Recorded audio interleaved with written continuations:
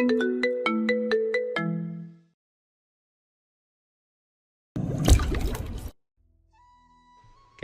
ওই মেয়েটা? কথা শেষ করতে পারল না সে।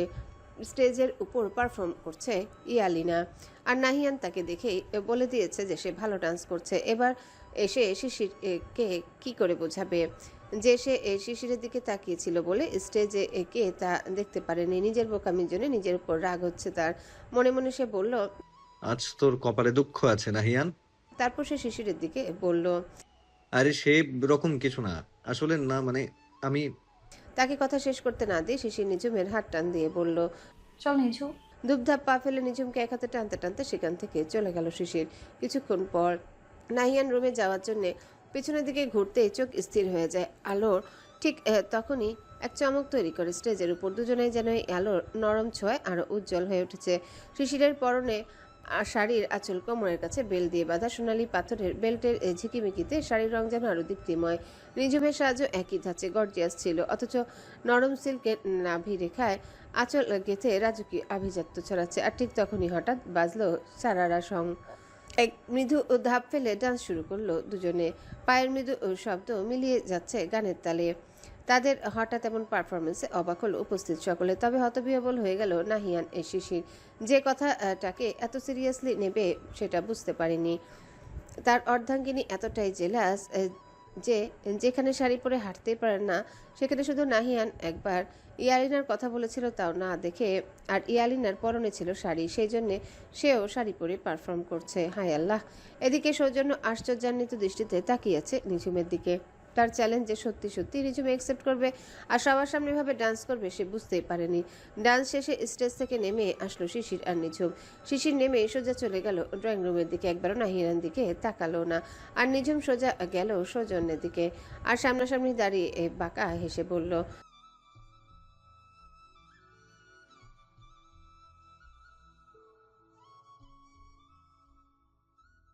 কোমর থেকে বেল খুলে শাড়ির আঁচল হাওয়ায় উড়িয়ে সেখানে থেকে চলে গেল নিঝুম।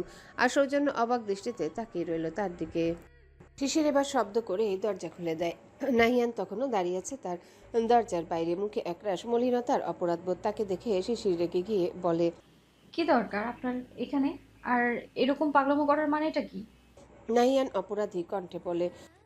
রেগে আছো বউ? রেগে থাকি বা না থাকি তাতে আপনার কি? আরে শোনো না, আসলে আমি খেয়াল করিনি যে এখানে ইলিয়ানা। কথাটা বলতে বলতে সে ভেতরে ঢুকতে যেতে শিশির তাকে সাবধান করে বেশ জোরে বলে। স্টপ, ওখানেই থামুন। একদম ভেতরে আসার চেষ্টা করবেন না। নাহিয়ান সবেমাত্র ঘরের চৌকাঠ পেরিয়ে ভেতরে এক পা রেখেছিল। শিশিরের এমন কাটকাট কণ্ঠে কিছুটা পিছিয়ে যায় সে। এমন কেন করছেন ম্যাম বলেন তো, আমি খেয়াল করিনি। খেয়াল যখন করেনি তখন আর খেয়াল করাও লাগবে না। যান গিয়ে ইয়ালিনার ডান্স দেখুন আপনি। একদম জ্বালাতন করবেন না। আর তাছাড়া আমি কে আপনার, হ্যাঁ, যে আপনি আমাকে জ্বালাতন করছেন? বলতে বলতে সে দরজা আটকে দিতে যেতে নাহিয়ান তার হাত ধরে গেয়ে ওঠে। শিশির তার হাতটা ঝটকা মেরে সরিয়ে দিতে গিয়েও পারল না। নাহিয়ানের এমন সুঠামদেহী পেশিবহুল শরীরে কাছে তার ক্ষীণ দেহ যেন অত্যন্ত নগণ্য। তবুও চেষ্টার কোনো ত্রুটি করল না সে। এর হাত ঝটকা দিতেই গেলেই নাহিয়ান তাকে একটানে নিজের বুকে ফেলে বলল। এই ক্ষীণ শরীর নিয়ে তুমি আমার থেকে জিতবে ভেবেছো? যদিও তুমি চাইলে আমি হেরে যেতেই পারি, তবে আমাকে হারাতে চাইলে এভাবে নয়, বরং একবার শুধু আমার চোখের দিকে এক ঝলক তাকাও। গড প্রমিস, তোমার সামনে সারা জীবনের মতো আত্মসমর্পণ করে গোলাম হয়ে রয়ে যাব আমি। শিশির নিজেকে তার থেকে ছাড়ানোর ব্যর্থ চেষ্টা করলো। শেষমেশ সে রেগে গিয়ে বলল। অভিনয় তো ভালোই করতে পারেন, গানের গলাও খারাপ না। তা আপনি সিনেমায় অ্যাক্টিং কেন করলেন না? আম শিওর একটা মুভিতেই ভালো রিচ পেতেন আপনি। সেটা ঠিক, তো সিনেমার নাম কি দেয়া যায় বলো তো? নাটক কম করে ছাড়ুন আমায়। নাহিয়ান তাকে ছাড়ল না, বরং বাঁধন আরো শক্ত করে তাকে নিজের বুকের সাথে চেপে বলল। টের পাচ্ছ না আমার বক্ষ পিঞ্জিরা কি নিদারুণ ভাবে দগ্ধ হচ্ছে?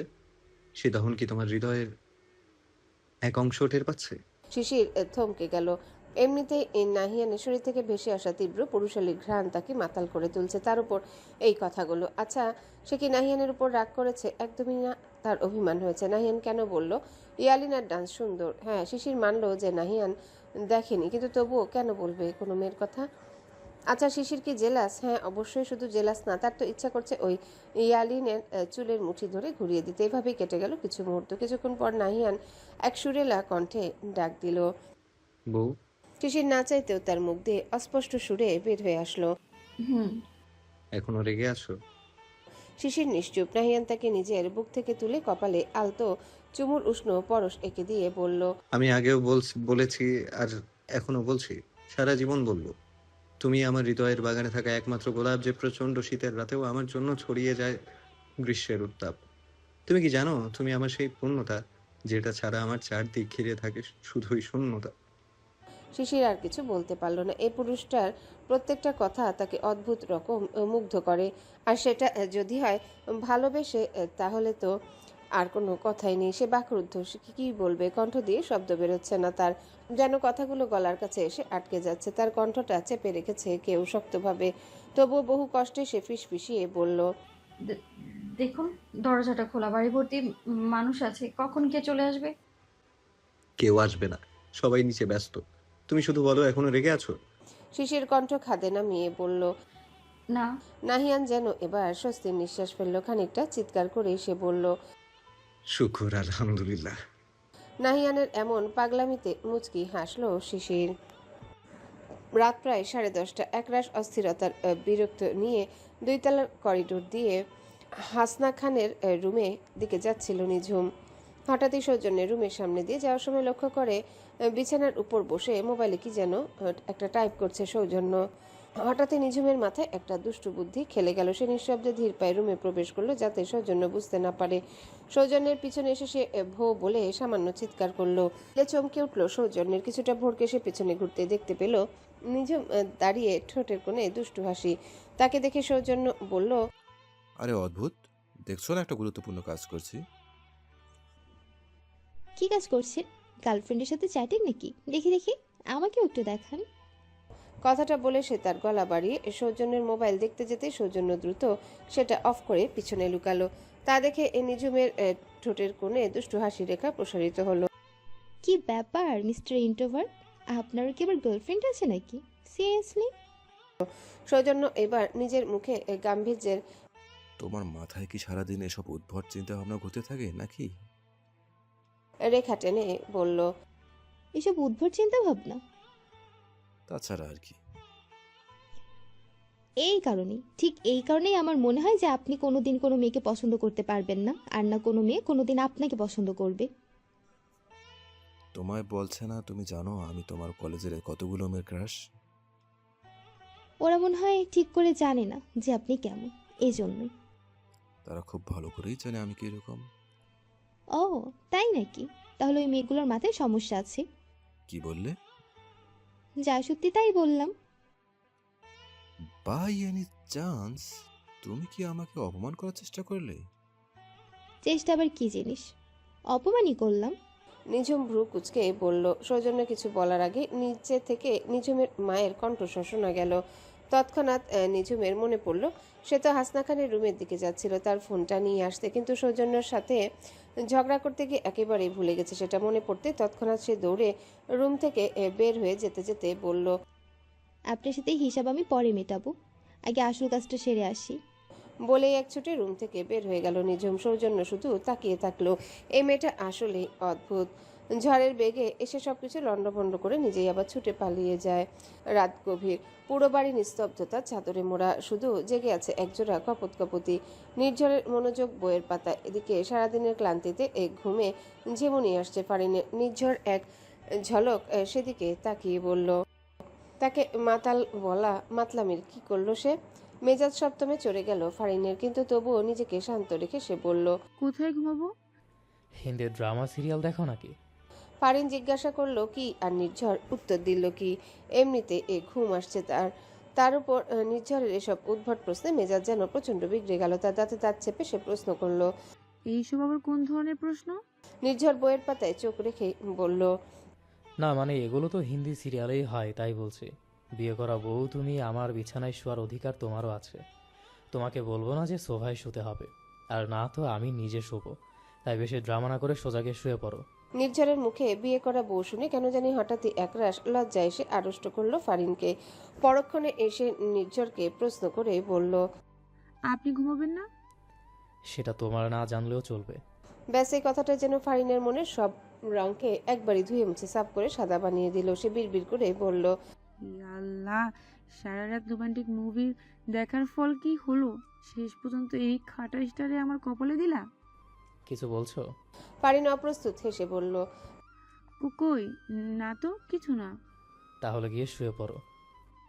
আচ্ছা। ফারিন বিড়বিড় করতে করতে গিয়ে শুয়ে পড়ল। নির্ঝর এক ঝলক সেদিকে তাকিয়ে মনোনিবেশ করলো বইয়ের পাতায়। সকাল 9টা। চৌধুরী আবাসনের ব্যস্ততাটা আজকে একটু বেশি। শিশিরা ফিরে যাবে ঢাকায়, সেজন্যই ব্যস্ত সবাই। সকালের নাস্তা সেরে সবার থেকে বিদায় জানিয়ে বের হয়ে পড়ল তারা। সবার সাথে দেখা হলেও কোনো দেখা নেই নিঝুমের। হাসনা খান বললেন, ও মনে হয় ছাদে। দেখেছো আমার মেয়ের জ্ঞান বুদ্ধি, সবাই চলে যাবে আর ও এখন গিয়ে ছাদে বসে আছে। নরিফা খানম হেসে বললেন, থাক হাসু, ওর মনে হয় মনটা একটু খারাপ। এতদিন ছিলাম তো, আজকে চলে যাচ্ছি, ওকে কিছু বলিস না। আরে আপা, সবাই দিন দিন বড় হয় আর ও যেন দিন দিন ছোট হচ্ছে। নরিফা খানম মৃদু হাসলেন। ইতিমধ্যে গাড়ি স্টার্ট দিয়ে দিয়েছে, একে একে বেরোচ্ছে গাড়িগুলো। এদিকে গাড়ি বের হয়ে যাওয়ার শব্দে করিডোর দিয়ে নিচে তাকালো নিঝুম। একে একে বের হয়ে যাচ্ছে গাড়িগুলো। ফিরে যাচ্ছিল, তখনই দেখতে পায় জানালার কাছ নামিয়ে। সেখান থেকে মাথাটা বের করে সৌজন্য তাকিয়ে আছে তার দিকে। নিঝুম মলিন হেসে হাতের ইশারায় তাকে বিদায় জানালো। সৌজন্য তাকে ইশারায় বিদায় জানালো। গাড়িগুলো চলে গেল তার দৃষ্টিসীমা ছাড়িয়ে। মুখে একরাশ মলিনতা আর হৃদয়ে বিষণ্ণতা নিয়ে নিজের রুমে গেল নিঝুম। রুমে ঢুকতেই তার চোখ পড়ল ড্রেসিং টেবিলের উপরে রাখা স্টোনের কানের দুল জোড়ার উপর, যা জানালার কাজগুলি আসা রোদ্দুরের মৃদু রশ্মি ঝলকানিতে জলজল করছে। নিঝুম এগিয়ে গিয়ে দুল জোড়া হাতে নিল। সেই সাথে তার দৃষ্টিগত হলো টেবিলের উপর রাখা আরেক রঙিন চিরকুট, যাতে ইংরেজির গোটা অক্ষরে লেখা। This was just for a miss talkative. নিঝুমের আর বুঝতে বাকি রইল না এটা কার কাজ। সে মুচকি হেসে দুলটার দিকে তাকালো। সময় যেন এক চলমান খরস্রোতা, যেন সোনালি ডানায় ভর করা কোনো দুরাগত পাখি, যা অবিরত উড়ে চলেছে, থেমে নেই কোথাও, শুধু বয়ে চলেছে অজানা গন্তব্যের দিকে। এই তো সেদিনই নির্ঝর আর ফারিনের বিয়ে থেকে ফিরল শিশিরা। ইতিমধ্যে একটা সপ্তাহ পার। আজ প্রায় অর্ধমাস পর ভার্সিটির চৌহদ্দিতে পা রেখেছে শিশির। ক্লাস শেষে হালকা বাতাসের ঝাপটায় হেজাবের পার করতে করতে সে হেঁটে চলেছে বন্ধুদের সঙ্গে।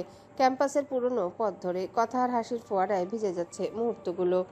হঠাৎ শিশিরের চোখ থমকে যায় ক্যাম্পাসের মেন গেটের দিকে। বাইকের পাশে হেলান দিয়ে দাঁড়ানো এক সুদর্শন পুরুষ আয়বের দিকে, যেটা আর কেউ নয়, তার একান্ত ব্যক্তিগত পুরুষ, তার নাহিয়ান। তার পরনে সব সময়ের মতোই একটা ব্ল্যাক শার্ট, যার বুকের কাছে বোতাম দুটো নিয়ম মাফিক খোলা। হেলমেটের মধ্য দিয়েও যেন গম্ভীর অথচ অবহেলাময় দৃষ্টি ছুঁয়ে যাচ্ছে বাতাস।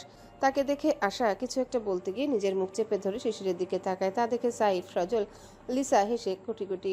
সাইফ চোখ টিপে বলে ওঠে, ভাই রে ভাই, একটু দেখে শুনে কথা বলিস, না হলে আমাদের শিশির কিন্তু তোর কলিজা বোনা করে আমাদের দাওয়াত করে খাওয়াবে। তাছাড়া আর কি? যাই বলিস, শিশির নাহিয়ান ভাইয়া কিন্তু রিয়েল লাইফে প্রিন্স চার্মিং। দেখ তোরা, ছুটির আগে এসে দাঁড়িয়ে আছে এরকম একটা হ্যান্ডসাম ছেলে, এত কি আর এখনকার যুগে চোখেই পড়ে না? আর এসব কথার ভেতরেও আনা যেন এক নিস্তব্ধ ছায়া হয়ে থাকে। ওর শুকনো মুখ, অবুজ চোখ দেখে লিজা হালকা কৌতুক করে বলে, এই যে আরেক দেবদাস, যখন হৃদিত ভাইয়া ওনার পিছু পিছু ঘুরে বেড়াতো তখন উনি পাত্তা দিত না, আর এখন দেখো ভাইয়া ওনার সামনে আসে না বলে সারাদিন মন মরা হয়ে থাকে। শিশির একবার আনায়ার চোখে চোখ রাখে। হয়তো মনের ভেতরে সেই অগোচর চাপা ব্যথাটা আরেকবার বাজে। সত্যি আনায়া যেন ফ্যাকাশে হয়ে গেছে এই কয়দিনে। না, আজকে শিশির একবার নাহিয়ানের সাথে এই বিষয়ে কথা বলবে। অনেক দিন হলো। এবার মনে হচ্ছে হৃদিতের আনায়ার সাথে একবার দেখা করা উচিত। সে সকলকে বিদায় জানিয়ে এগিয়ে গেল নাহিয়ানের দিকে। নাহিয়ান সামনে হেসে বলল, কি ব্যাপার আজকেও এখানে? কি আর করবো, আমার পিচ্ছি বউটা ইউনিভার্সিটিতে পড়ে তো। শিশির নাক সিটকে বলল, আপনার বউ পিচ্চি? হুম। ফর ইউর কাইন্ড ইনফরমেশন, এই ইউনিভার্সিটিতে যারা পড়ে তাদের সবার বয়স 18+। তাই এখানে আপনার পিচ্চি বউকে খুঁজতে এসে ভুল করেছেন আপনি। নাহিয়ান কিছুটা ভেবেচিন্তে উত্তর দিল, তার বয়সও 18+, কিন্তু রাগ, অভিমান আর ভুল বোঝার ক্ষমতা 8 বছরের বাচ্চা শিশুর মতো। ওহ তাই নাকি? হ্যাঁ। শিশির কিছু বলার আগে নাহিয়ান ফের বলল। তা মিস অর মিসেস? সে কিছু বলার আগে শিশির বলল, মিস। ও, তো মিস, আমার বউটাকে দেখেছেন? না। নাহিয়ান বাচ্চাদের মতো মুখ করে বলল, তাহলে আর কি বা করা যাবে? আপনি না হয় চলুন আমার সাথে। কোথায় যাব? যেহেতু আপনি মিস, দ্যাট মিন্স আপনি আনম্যারিড, আর আমার বউটাও ছোট, তাই চলুন আমরা দুজন ডেটে যাই। আপনার তো দেখছি সাহস মন্দ নয়। আমার হাজবেন্ড জানতে পারলে? ব্যাস নিজের কথায় নিজেই ফেসে গেল শিশির। নাহিয়ান বাঁকা হেসে বলল, আপনি না আনম্যারিড, তাহলে হাজবেন্ড কোথা থেকে এলো? শিশিরও কি কম যায়? সেও বলল, ফিউচার হাজবেন্ডের কথা বলেছি। বাব্বা, হাজবেন্ডের ওপর এত লয়ালিটি যে বিয়ের আগে থেকেই। জি। আচ্ছা ম্যাম, বুঝলাম আপনার সাথে কথায় পারা যাবে না। এই জন্য বলছি, এই রোদের ভেতর দাঁড়িয়ে থাকতে আমার ভীষণ কষ্ট হচ্ছে। তাই আপাতত ফিউচার হাজবেন্ডের কথা চিন্তা না করে প্রেজেন্ট হাজবেন্ডের কথাই ভাবুন। আর তাছাড়াও এই ব্যক্তি আপনার পাস্ট, প্রেজেন্ট, ফিউচার সবটা জুড়ে আছে। ইনফ্যাক্ট মৃত্যুর পর হাসরও আপনার এই ব্যক্তির সাথেই হবে। তাই আপাতত এনারই কেয়ার করুন। শিশির আর কিছুই বলল না। মুচকি হেসে গাড়ির পিছনের সিটে বসলো। নাহিয়ানও মুচকি হেসে গাড়ি স্টার্ট দিল। বাইক এসে থামে ঢাকার এক অভিজাত শপিং কমপ্লেক্সের সামনে। কমপ্লেক্সটার গেটে ঝলমল করছে সোনালী অক্ষরের নাম ফলক, আর কাচের দরজায় প্রতিফলিত হচ্ছে দুপুরের প্রখর রৌদ্র কিরণ। শিশির কিছুটা অবাক কণ্ঠে শুধালো, এখানে কি? দেখি কি করা যায়। দুজনাই কমপ্লেক্সের ভেতরে ঢুকলো। বিলাসী সাজে মোড়া শপিং মলের মেঝেতে পা রাখতে ঝলমলে আলো ছড়িয়ে পড়লো চারিপাশে। একটা স্টাফ ছুটে এসে নাহিয়ানের সামনে দাঁড়িয়ে আদবের সহিত বলল, জি স্যার, কি করতে পারি আপনাদের জন্য? নাহিয়ান ঠান্ডা কণ্ঠে বলল, এই মলের এক্সক্লুসিভ ইউনিটে যা যা limited edition selected designer collection আছে সব দেখান। স্টাফ মাথা নত করে জি স্যার বলে ভিতরে চলে গেল। শুরু হলো রাজকীয় শপিং। ডিসপ্লের পর ডিসপ্লে সাজানো হতে থাকলো একের পর এক। সাজানো হলে শিশিরের জন্য ড্রেসের পাহাড় সাজানো হলো শিশিরের জন্য ড্রেসের পাহাড়, যেখানে রাজকীয় দৈনন্দিনের মিশেলে গড়ে তোলা এক ওয়ার্ড্রব। শাড়ি, গাউন, ফ্রক থেকে শুরু করে কুর্তি, প্লাজো, লেগিংস সবকিছু। আপনার কি মাথা খারাপ হয়ে গেছে? এত ড্রেস দিয়ে আমি কি করবো? শপিং মল করবো নাকি? তবে নাহিয়ান তার কথায় পাত্তা না দিয়ে এগুলোর অর্ডার কনফার্ম করে বিল মিটিয়ে বলল, তাহলে কালকে সকালের ভেতরেই যেন এগুলো আমার বাসায় ডেলিভারি হয়ে যায়। পুরো কমপ্লেক্সের সবাই হতবিহ্বল। একটা দুটো ড্রেস নয়, একসাথে 180খানা ড্রেস, সাথে ম্যাচিং হিজাব। একজন স্টাফ ছুটে এসে বলল, ওকে স্যার, আপনি বললে আজকে রাতের ভেতরেই ডেলিভারি হয়ে যাবে। অ্যাজ ইউ উইশ, বাট আমার কালকে সকালের ভেতরেই চাই। Okay sir. তারা বের হয়ে গেল। শিশিরের বিস্ময় যেন কাটছেই না। একটা নয়, দুটো নয়, একেবারে 180খানা ড্রেস। এত ড্রেস তো মনে হয় ঢাকার অনেক ফ্যাশন বুটিকেও একসাথে পাওয়া যাবে না। তবে নাহিয়ানকে এরকম কাজের সাথে শিশির পরিচিত, কিন্তু আজকের কাজটা একটু বেশি গড়বড়ে। যদিও এরকম ঘটনা ইলমাস সাজিদের বিয়ের সময় ঘটেছিল। শিশির যে ড্রেসটাতে হাত রেখেছিল, নাহিয়ান সেই ড্রেসটাই প্যাক করে নিয়ে এসেছিল। এমনকি ফারিনদের বিয়ের সময়ও নাহিয়ান মুখে বলেছিল আচ্ছা থাক, লাগবে না। কিন্তু প্রতিদিন শাওয়ার থেকে বের হয়ে নিজের বিছানার উপর পাওয়া এক একটা নতুন ড্রেসের কালেকশন বারংবার প্রমাণ করছিল এগুলো নাহিয়ানেরই কাজ। তবে শিশির আর কোনো প্রশ্ন করল না। শপিং কমপ্লেক্স থেকে এখনো পর্যন্ত অনেকবার একই প্রশ্ন করলো সে, কিন্তু প্রতি উত্তরে নাহিয়ান প্রতিবারই নির্বিকার। শেষমেশ বিরক্ত হয়ে সেও আর প্রশ্ন করলো না। চুপচাপ গিয়ে বাইকের পিছনে বসলো। নাহিয়ানও মুচকি এসে বাইক স্টার্ট দিল।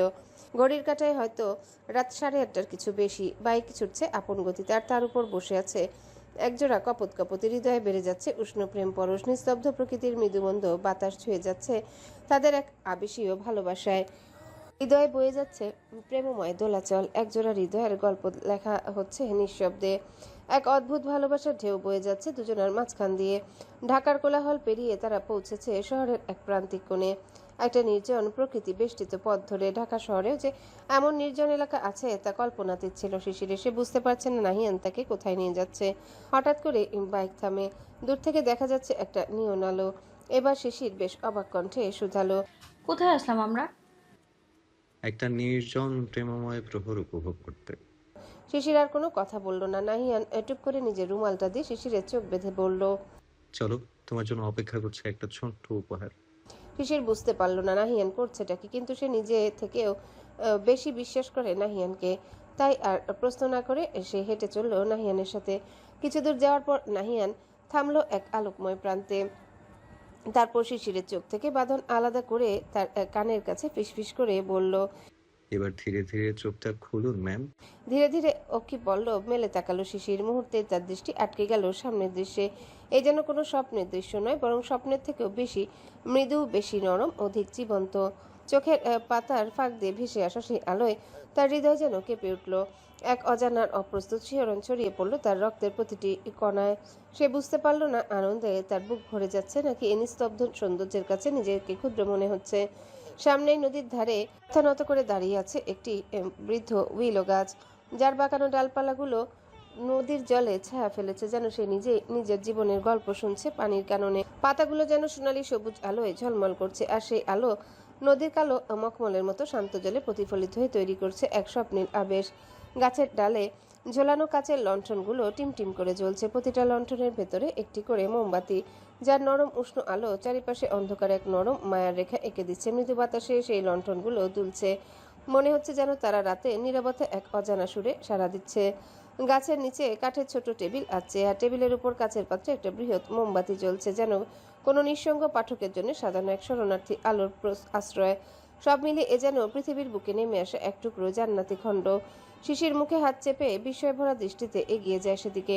সামনেই কাঠের টেবিলটার উপর দুটি কাচের জার, আর তার ভেতরে অসংখ্য জোনাকি পোকা মৃদু আলো ছড়িয়ে মুক্তির আকুতি জানিয়ে কাঁপছে। শিশির ধীর পায়ে এগিয়ে গিয়ে নরম হাতে জারগুলো খুলে দিল, আর মুহূর্তেই সেই জোনাকিগুলো চারিপাশে ছড়িয়ে গেল। আলোয় আলো মিশে রাতকে আরো মায়াবী করে তুলল। নদীর জলে নেমে এলো তারার মেলা, আর গাছের ডালে বাতাসের তালে তালে দুলে উঠল সেই আলোয় ভেজা নীরবতা। ঠিক তখনই ফিসফিসিয়ে বেজে উঠল সুর। শিশির মুগ্ধ নয়নে পেছনে চেয়ে দেখে গিটার হাতে গানটা গাইছে নাহিয়ান। তবে এখানে শেষ বাংলা গানের সমাপ্তির চরণটুকু শেষ করে সে গেয়ে ওঠে এক পুরাতন প্রেমময় হিন্দি গান। খুলনায় আজ নেমেছে ঝুম বৃষ্টি, বৃষ্টির বড় বড় ফোঁটারা আছড়ে পড়ছে ধরণীর জুড়ে, সিক্ত করছে প্রখর রোদে উত্তপ্ত হওয়া পথ প্রান্তরকে। বৃষ্টির তোপে যেন মনে হচ্ছে একদিনে বন্যায় ভেসে যাচ্ছে পুরো শহর। বিছানার উপর বসে সবে রসায়ন বইয়ের 10ম পাতাটা উল্টে দেখছিল ফারিন। হঠাৎই দেয়াল ঘড়ির দিকে নজর যেতে সে দেখতে পেল ঘড়ির কাঁটায় প্রায় রাত 10:30 ছুঁই ছুঁই। একবার দরজা দিয়ে বাইরে তাকালো সে। এখনো কোনো খোঁজ খবর নেই নির্ঝরের। এতক্ষণ অবশ্য হাসনা খান তার পাশেই বসেছিলেন, চুটিয়ে গল্প করছিলেন দুই শাশুড়ি বৌমা মিলে। কিন্তু হঠাৎই তার মনে পড়ল আজকে রাতে হুররাম বেগমের শোয়ার আগে ওষুধটা এখনো দেওয়া হয়নি। তড়িঘড়ি করে তিনি বেরিয়ে গেলেন। এখন পুরো রুম জুড়ে সে একা। হঠাৎই রুমের বাতি নিভে গেল। হকচকে উঠল ফারিন। অন্ধকারে তার ভীষণ রকম ভয় করে। বিদ্যুৎ চলে গেছে এখান থেকেও প্রায় ঘন্টাখানেক আগে, তবে জেনারেটরের সাহায্যে দিব্যি রুমের বাতিটা জ্বলছিল। কিন্তু হঠাৎ কি হলো কে জানে, ফারিন চারিপাশে হাত বুলালো, কিন্তু কোথাও নেই কাঙ্ক্ষিত বস্তুটি। সে মনেই করতে পারছে না কোথায় রেখেছে মোবাইলটা। তো পর হঠাৎই তার মনে পড়ল শেষবার সে স্টাডি টেবিলের কাছেই মোবাইল হাতে গিয়েছিল। ব্যাস অন্ধকারের মাঝে বিছানা থেকে নামলো ফারিন। ধীর পায়ে অনুমান করে এগিয়ে গেল স্টাডি টেবিলের দিকে। স্টাডি টেবিলের কাছে পৌঁছাতে তার মনে হলো কে যেন তার ঠিক পেছনে দাঁড়িয়ে আছে। ভয়ে পেছনে ঘুরতে সে দেখতে পেল পিছনে এক সুঠাম দেহি কোনো যুবক, উচ্চতা প্রায় 6 ফিটের কাছাকাছি। পিলে চমকে উঠল ফারিনের। চোখ কোটর থেকে বেরিয়ে আসার উপক্রম। হঠাৎই বিকট শব্দ তুলে বজ্রপাত হলো কাছাকাছি কোথাও। ফারিন চিৎকার করে সামনে থাকা ব্যক্তিটিকে শক্ত করে জাপটে ধরল। এতে মনে হয় সামনে থাকা ব্যক্তিটি সামান্য কেঁপে উঠল। দ্রুত হাতে থাকা মোবাইলের ফ্ল্যাশলাইট অন করলো। সাথে সাথে দৃশ্যমান হলো নির্ঝরের তামাটে মুখশ্রী।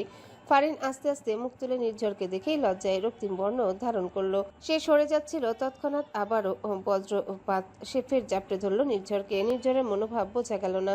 এদিকে লজ্জায় ভয়ে ফারিনের মরিমরি অবস্থা। নির্ঝরের পিঠের দিকে শার্টের অংশটাকে খামচে ধরে আছে সে। তার সবচেয়ে ভয়ের জিনিস এই একটা বজ্রপাত, কিন্তু এখন তার কাছে বজ্রপাতটাকে নেহাতি ঠুনকো মনে হচ্ছে। এতক্ষণকার ভয় যেন পরিণত হয়েছে এক ভীষণ লজ্জায়। কিভাবে মুখ তুলে এসে তাকাবে বুঝতে পারল না। সকাল প্রায় 9:30টার কিছু বেশি। নাহিয়ান মঞ্জিলের ডাইনিংয়ে উপস্থিত সবাই। শিশিরকে কালকে রাতে নাহিয়ান এখানেই নিয়ে এসেছে। শিশির প্রথমে অবাক হলেও পরে যখন দেখতে পায় তার বাবা মা এখানে, তখন সে বুঝতে পারলো হয়তো কোনো বিশেষ কারণে নাহিয়ান তাকে এখানে নিয়ে এসেছে। খেতে খেতে হঠাৎ এই শিকদাররা বলল, তা নাইহান বাবা, তোমার ফ্লাইট কয়টায়? এই তো আঙ্কেল, আজ সন্ধ্যা 6টায়। তাহলে আজকেই যাবে? আর তো কিছু করার নেই আঙ্কেল, এটা অনেক এমার্জেন্সি একটা মিশন। আর হেডকোয়ার্টার পার্সোনালি আমাকে নক করেছে। আর as a human I think কেসটা সলভ করা most important. Okay, as your wish my son, all the very best and God bless you. তুমি তোমার কাজে সফল হও। ফ্রি আমানিল্লাহ। ফি আমানিল্লাহ। তাদের এত কথোপকথনের কিছুই বুঝলো না শিশির। নাহিয়ান কোথায় যাবে, কিসের ফ্লাইট, কিসের আবার মিশন? সে তো সব ছেড়ে চলে এসেছিল, তাহলে আজ এত মাস পর আবার কিসের জন্য হেডকোয়ার্টার থেকে নক করলো? কিছুই মাথায় ঢুকলো না তার। বিস্ময় ভরা দৃষ্টিতে নেত্রপল্লব। হঠাৎই রোদেলা জামান বলল, এই মিশন শেষ হবে কবে? আর তুমি কবে বা বাসায় ফিরবে? I am not sure aunty, but হয়তো 6 মাস কিংবা তার বেশি বা কম। শিশির আর খেতে পারলো না, গলার কাছে যেন একদলা কান্নারা জট পাকিয়ে আসছিল। 6টা মাস, 180টা দিন, যেখানে প্রতিদিন এক ঝলক নাহিয়ানকে চোখের সামনে না দেখলে তার ঘুম আসে না, তার উষ্ণ ছোঁয়া না পেলে হৃদয় তৃপ্তি আসে না, যার ভরাট কণ্ঠস্বর না শুনলে সকালের ঘুম ভাঙে না। সেখানে এতদিন তাকে ছাড়া কিভাবে থাকবে? সে খাবার টেবিল থেকে উঠে যেতে যেতে বলল, আম্মু আমি আর খাবো না। রোদেলা জামান সহ সবাই অবাক হলো। হঠাৎ কি হলো শিশিরের? সবাই অবাক হলেও নাহিয়ান ঠিকই বুঝতে পারলো তার চিত্তহরিণীর এরূপ আচরণের কারণ। সে মলিন হাসলো, কিছু করার নেই তার। হাত পা বাঁধা এক অতীত রহস্যের শিকলে আবদ্ধ সে, নইলে যার জন্য সে পুরো দুনিয়ার সাথে লড়তে পারে, তার মুখে এক চিলতে হাসি দেখার জন্য জীবনের শেষ রক্তবিন্দু দিয়ে লড়াই করতে পারে, তাকে কখনোই এরূপ কষ্ট পেতে দিত না সে। এদিকে চৌধুরী আবাসনে। তুমি কি ওয়াশরুমের দরজা দিতে পারো না, ইডিয়েট? বিরক্তি মিশ্রিত কণ্ঠে কথাটা বলল নির্ঝর। তা দেখে ফারিন মুখ ঝামটে বলল, আমি তো আর আপনার মতো তাল গাছ নই যে ওই 10 ফুট সিটকিনি লাগাতে পারবো। স্টুপিড কোথাকার। আপনি যখন এতটাই বুদ্ধিমান তাহলে কেন এসেছিলেন ওয়াশরুমে? জানেন না যে এই টাইমে আমি গোসল করি? তুমি যে সিটকিনি লাগাতে পারো না এটা তো আর আমার জানা ছিল না। আর তাছাড়া তুমি প্রতিদিন এই টাইমে গোসল করো কেন? হ্যাঁ, আমার ইচ্ছা। হোয়াট ডু মিন বাই আমার ইচ্ছা? তুমি কোথাও ভুলে যাচ্ছ, এটা আমার রুম, ওয়াশরুমটাও আমার। আর তাকে কথার মাঝে থামিয়ে দিয়ে ফারিন বলল, ছিল। মানে? আই থিঙ্ক আপনি ভুলে যাচ্ছেন যে ইউ আর ম্যারিড, সো এই রুমটা প্রত্যেকটা জিনিস আর আপনার যতটা অধিকার আছে ততটাই আমার অধিকার আছে। নির্ঝর আর কোনো কথা না বলে বের হয়ে গেল ওয়াশরুম থেকে। তা দেখে ফারিন মুচকি হাসলো। এ যেন এক বিজয়ের হাসি, নির্ঝরের মতো গম্ভীর কাঠখোট্টা আর একগুঁয়ে মানুষকে নিজের তর্কে জোরে হারানোর হাসি। ফারিনের মনে হলো এভারেস্ট জয় করলেও সে মনে হয় এতটা তৃপ্তি পেত না যতটা তৃপ্তি সে পেয়েছে নির্ঝরকে নিজের করে কথার জোরে হারিয়ে। যদিও এখানে দোষের বেশিরভাগই ফারিনের, কিন্তু সে কি হারবার পাত্রী নাকি? আর এমনিতেই ভোরবেলায় গোসল করা ফারিনের বহু পুরাতন অভ্যাস, সেই স্কুল লাইফ থেকে। আর নির্ঝরের ওয়াশরুমে ছিটকিনিতে অনেক উপরে থাকায় কখনোই হাতে পায় না সে। এই জন্যই তো নির্ঝর ওঠার আগেই গোসল সারতে এসেছিল সে। কিন্তু গোসল শেষে সে যখন ফ্রকের চেন লাগাবে তখনই হুট করে ওয়াশরুমে প্রবেশ করে নির্ঝর। ফারিন দ্রুত চেন টেনে ঘুরে দাঁড়ায়। সূর্যের প্রখর রৌদ্র কিরণে আবৃত এক তপ্ত দুপুর। ব্যালকনি লতানো নীল অপরাজিতা গাছের কাছে দাঁড়িয়েছিল শিশির। নীল অপরাজিতা শিশিরের পছন্দের ফুলগুলোর তালিকায় অন্যতম। আর পছন্দ হওয়ার কারণ একটাই, কারণ ছোটবেলা থেকেই সে দেখে আসছে নিজেদের বাড়ির মেন গেটও প্রত্যেকটা ব্যালকনিতে এই একটাই ফুলের গাছ। এমনকি নওরিফাদের বাসায়ও সৌন্দর্য ছড়াচ্ছে এই ফুলের গাছ। প্রথম তার ব্যাপারটা একটু অদ্ভুত লাগতো। পৃথিবীতে এত সুন্দর সুন্দর ফুল থাকতেও যে এ ফুলের কোনো ঘ্রাণ নেই, দেখতে অতি সাধারণ সেই ফুলকে নিজের বাড়ির প্রত্যেকটা কোণায় জায়গা করে দেওয়ার কি মানে? কিন্তু পরবর্তীতে সে জানতে পারে নীল অপরাজিতা তার মা আর নরিফা খানমের দুজনেরই খুব পছন্দের। আর বড় হওয়ার সাথে সাথে শিশিরের নিজেরও খুব ভালো লাগতে শুরু করে এই ফুলকে, কোনো কারণ ছাড়াই। অদ্ভুত এক মুগ্ধতা কাজ করে ফুলটার প্রতি। যখনই মন খারাপ হয় তখনই সে ছুটে যায় ফুলটার কাছে। ব্যালকনিতে দাঁড়িয়ে সদ্য ফোটা একটা নীল অপরাজিতার পানে চেয়ে এইসবই ভাবছিল সে। আর নিজের মনের সকল বেদনা নিজের ডাগর ডাগর লোচন দিয়ে প্রকাশ করছিল। হঠাৎই দরজা খোলার শব্দে পিছনে ঘুরল সে। নিঃশব্দে রুমে প্রবেশ করে দরজার ছিটকিনি লাগিয়ে দিল নাহিয়ান। ধীর পায়ে এগিয়ে আসলো শিশিরের দিকে, মোলায়েম কণ্ঠে ডেকে বলল, ম্যাম। ব্যাস এইটুকুতে চোখের কোণে আটকে থাকা অশ্রুরা বাদ ভাঙল শিশিরের। ঝুম বৃষ্টির মতো গড়িয়ে পড়ল দুধে আলতা আনন্দে। এদিকে শিশিরকে এমন অঝোর ধারায় কাঁদতে দেখে নাহিয়ানের বুকের ভেতর হাহাকার করে উঠে। হৃৎপিণ্ডটাকে যেন কেউ দুমড়ে মুচড়ে পিষে দিচ্ছে। সঙ্গহীন যন্ত্রণায় খেয়ে যাচ্ছে হৃদযন্ত্রটা। অসীম এক শূন্যতা জেগে উঠছে। সে এগিয়ে গিয়ে শিশিরকে নিজের বুকের সাথে মিশিয়ে বলল, হেই পাগলি, এইভাবে কাঁদছো কেন? এইভাবে কেঁদো না প্লিজ, আমার আর সহ্য হচ্ছে না। হৃৎপিণ্ডটা ছিঁড়ে যাচ্ছে, ঝাঁঝরা করে দিচ্ছে কেউ। Please Shishir, please. এদিকে কাঁদতে কাঁদতে হেঁচকি উঠে গেল শিশিরের। নাহিয়ানকে কিছু বলতে গেলে সে কিন্তু গলাটা কেউ যেন শক্ত হাতে চেপে রেখেছে। শব্দগুলো যেন দলা পাকিয়ে আসছে। অস্পষ্ট স্বরে এসে একবার শুধু বলল, যাবে না প্লিজ।